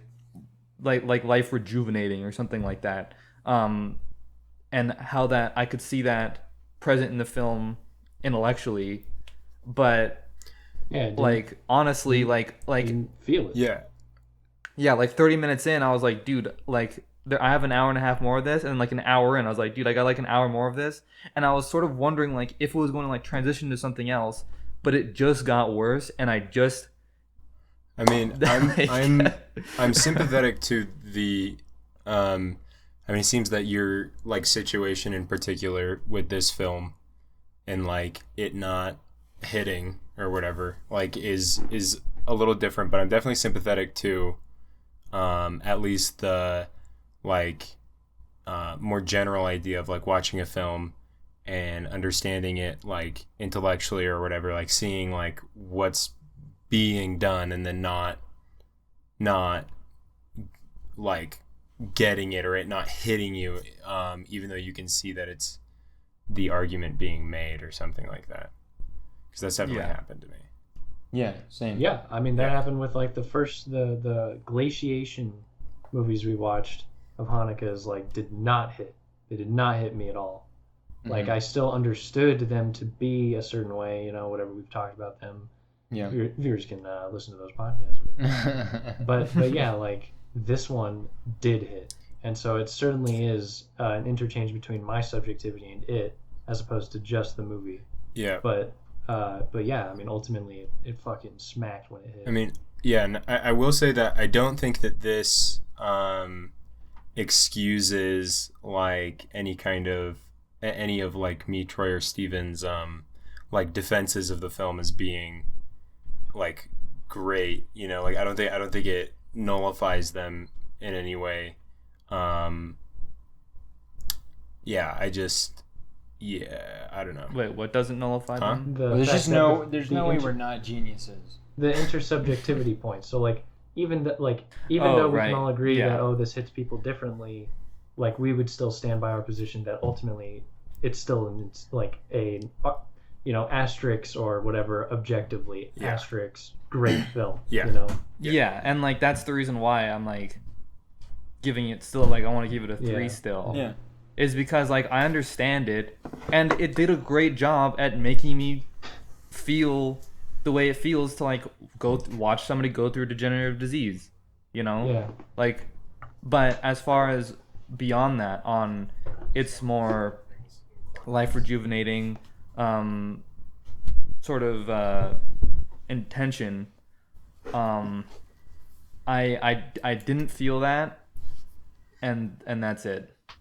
Yeah, I think that's totally fine. I mean, I walk back my claim about your claim being this big, deep claim. Right? Like, yeah, I think it's totally fine to just like not like not deep. I just think it's totally fine. No, because Elsmore is making like a certain kind of claim. I think he's making. Whereas I think you're we keep referencing this claim he's making. He hasn't made it in months, I know, and it's so divorced from him. The poor man. Whatever. Yeah. This claim that someone is making. Yeah, the claim someone makes sometimes, and it's some kind of claim. No, but. I mean, it just sounds like you're saying you didn't connect with this film, and I think that's like, of course, fine, like whatever. And yeah, to Steven's point, for the viewers at home who I think we haven't really clarified on the cast what these scores mean. They mean if you don't agree, you're literally dumb, right? And we're way better, and like the highest score is right. Yeah, whoever gives the highest score is the most right and the most in touch with the film. Yeah. Because that person clearly got it, right? Because we're saying, right? Anyway, blah, blah, blah. And then I just want to clarify. I do think this is the beautiful thing, right? I think just seeing beauty is is another good way to put it, as like the life affirming thing, right? Because like it's one thing to watch a film like, oh, I get that this indicates that life is good, right? It's like, right? I think you need to connect. It's all about the way it feels and like just seeing something beautiful, right? And obviously there's nothing mutually exclusive about like terrible tragedy and beauty, and like if those two things don't strike someone as being like occurring at the same time in a film, then that is unfortunate. The only claim of Brody's that really I think generated tons of heat just a little bit ago, which I think you've walked back, but was I'm not exactly even sure why one would make a movie like this, or what the utility is in making a movie like this, which you mentioned at the end of your final take. Yeah, later he goes on to say he does support the utility of it. It sounds like it has changed. Is that fair? Is that fair, Brody? Well, it's pretty much fair. Like that, I've walked it back, but I hesitate to walk it back completely, and the reason being, you'd be doing it on trust of us. You wouldn't be doing it on accordance because you've been convinced. Well, yeah. So like it is completely like on the trust of like the way that you guys have interacted with the film. Yeah, I think it needs to be a personal experience, right? Like if you don't have that beautiful feeling, then I agree that the utility hasn't made itself aware to you. Not like a more generalized utility, just in that case. Yeah, but then it has to be clarified that you're talking about how it interacts with you, not a claim about the movie itself. Right. So like you guys would say that this film is like about something rather than it being like an exploration of a thing, or what? Yes, but I don't think I think everything I've said applies to films that are more investigative. But I do think, well, I don't know, because I think some films we've talked about being investigative. I don't think this is a. No, I had a feeling. Yeah, you could say that there shouldn't even be like a dichotomy there. That there's a difference between an exploration and something that is like supposed to be telling you something. But like I feel like the idea that Haneke is like trying to put forth is that he wants to show you something that is like the most like raw reality, but like obviously that's impossible because like everything is going to be filtered like through some sort of like subjectivity, and you're always going to be looking at it through a lens, and you're going to be looking at it through his lens. So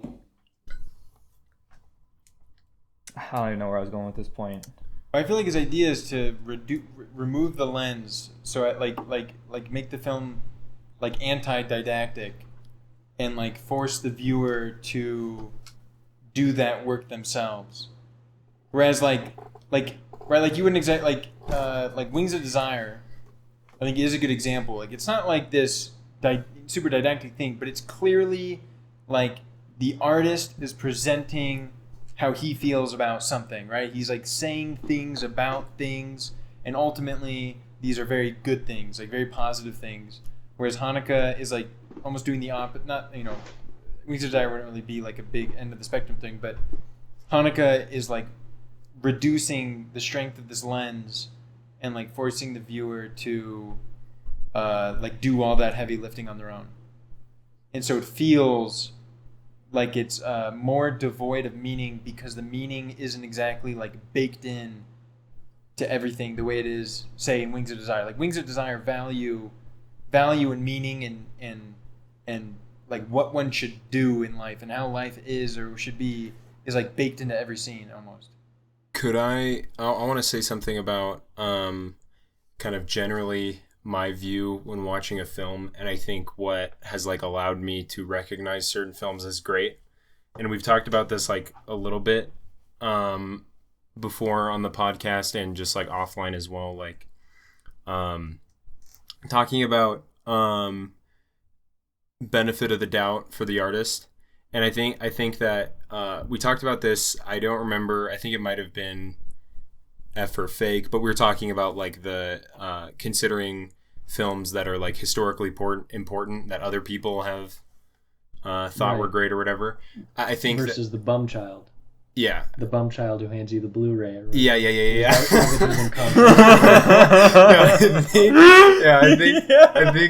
I think what's important about that point is it's not like I need to trust all of these people that this film was great, even though I think that that's a perfectly valid way of approaching it. But I think that maybe the more appropriate and more defensible way is to like approach a film with the idea that I'm going to watch this and I'm going to keep in mind that this film could be great, as opposed to like a skepticism or whatever. And the reason why I'm saying all of this is because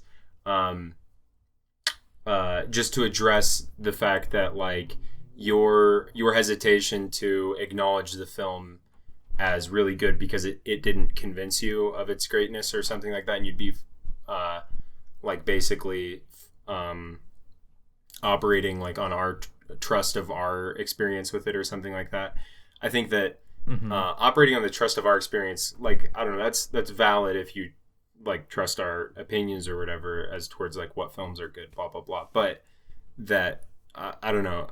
I don't know. I think it would pretty much. I don't know if there's much more we could say until like you would eventually rewatch the film if you choose to do so, and approach it in some way of however you get to the mindset, but the mindset that this could be this is potentially a great film or something like that. Yeah, I mean, I don't really know what to say about that. It's just that I do like, I don't feel like I'm like trying to be like overly like skeptical about like watching this or anything. I'm not. Sorry, because I'm really am just like trying to like. If that was. I really am just trying to like relay like how I just felt while watching it, and like that was my experience. Yeah. And then like my mind keeps like grabbing on, and I feel like we have this conversation like every like I don't know, almost like every Haneke film we watch, but like not Piano like, Teacher though. This idea that like Haneke is trying to like show you like reality, and I don't like by him showing you anything, it is always going to be like filtered, right? Just by him showing you anything at all. Yeah, I don't think he's showing you reality. I think he's thrusting you into confrontation with the real, which is different, and that would take a definition. But I do want to point out you enjoy Piano Teacher. You enjoy it a lot, and that's clearly just a hell spiral. And what life-affirming moment is there? There's like hardly any affirmation other than Troy's hot take, which I disagreed with. The life affirmation at the end, like where she now is broken free from this desire and other people's, I don't know, something, other people's demands of her or something like that, so she can pursue something. So, what about that movie struck you? Yeah, I mean, like honestly, like it could just be the morbid curiosity, like me being. The interest in the perversion or something? I'm not being weird. Well, I enjoy it too. Okay, go on. Like honestly, it just could be like amount of like these that I've seen is just like weighing on me, and I'm just tired of it. We really like, haven't seen many like happy movies. I mean, quote unquote happy, right? But well, yeah, like anything like F for Fake and Wings of Desire are the only ones that come to I mind. think you would love Piano Teacher even if you watched it now. I mean, it's a hypothetical, and I think it would have to do with the ambiance it sets, the scenes. You would enjoy it. It's so different than the other ones. So like I enjoyed Piano Teacher like you when we first watched it. It was our first Hanukkah or whatever, and then we watched the Glaciation ones, and I didn't love them much. Code Unknown, it was okay, and now I'm back to this, and I love it. So like I think that you can, I don't know. I think if you just swapped me watching Amour first and then watching Piano Teacher now, I think I would still like Piano Teacher. I think you would still enjoy Piano Teacher, and it's because there's other components. I think that the enjoyment for Piano Teacher, he does a good job. Haneke does a great job in just creating this like pornographic sense of enjoyment. You get to enjoy this awful situation, this super psychologically like psychosexual crazy tension going on. There's just tons of intriguing things happening.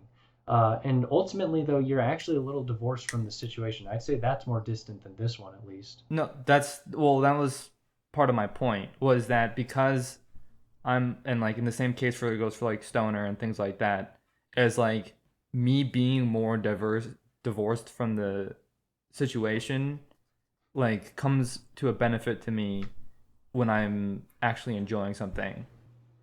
I don't know, because I feel super divorced from the situation in the Glaciation ones, and yet those don't hit at all, and they didn't hit for you. I thought maybe they did. Which one? So Seventh Continent, 71 Fragments, and not to lump it in, but Code Unknown. We'll just throw in there just because early Hanukkah. Okay. Like those didn't hit you much relative to Piano Teacher, and yet those I think were all more distant than Amour was. I think Amour was the least distant, actually. I think Code Unknown was after Piano Teacher, right? Yes. Oh, I didn't know that. I hate. But yeah. Sorry, this irrelevant. Like stylistically, still more connected. More connected to those than Piano Teacher. Let me just engineer the situation such that I get the last word. Are we running out of time? I'm running out of time. I have work tomorrow and I gotta go to bed. Oh yeah. So, I just wanted to quickly comment on the thing about film being, no matter what, film is a lens and a representation, and right, like undeniably, film is not reality, and it's always a perspective. I'm just clarifying. I think he's trying to minimize the degree to which like he imputes emotions into you, as opposed to like the image doing that. Yeah, you've said that a lot, and I just really have a hard time buying that, because like just by the nature of showing anything is a manipulation. Yeah, no, not manipulation. Yeah, I would forget the word manipulation and like just right, like what he's showing you is what is bringing this up in you, right? Obviously, he's choosing what to show and everything, right?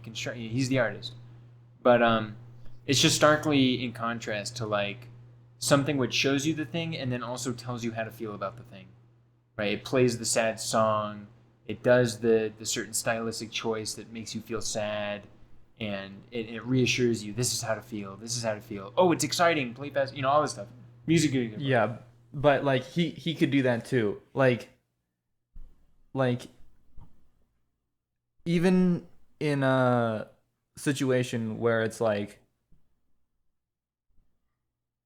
obviously when he's showing me the daughter like sitting there like trying to like communicate with the mother while she is babbling on about nonsense, like take that idea, like okay, person with dementia and had several strokes, can't communicate with daughter who's trying to communicate to her, and then like add no music, right? And then all like you can engineer it, like give her like Joker makeup, and then like there's somebody doing like cartwheels in the back or something like that, and it automatically becomes like funny or whatever. Like you, by showing anything in a specific way, that is a manipulation. Like he is trying to make that sad. He's not trying to. He isn't like, oh well, do you feel sad? No. Maybe He- you do. no, Like, I'm he's just showing you certainly- how it is. No, he's certainly making you feel.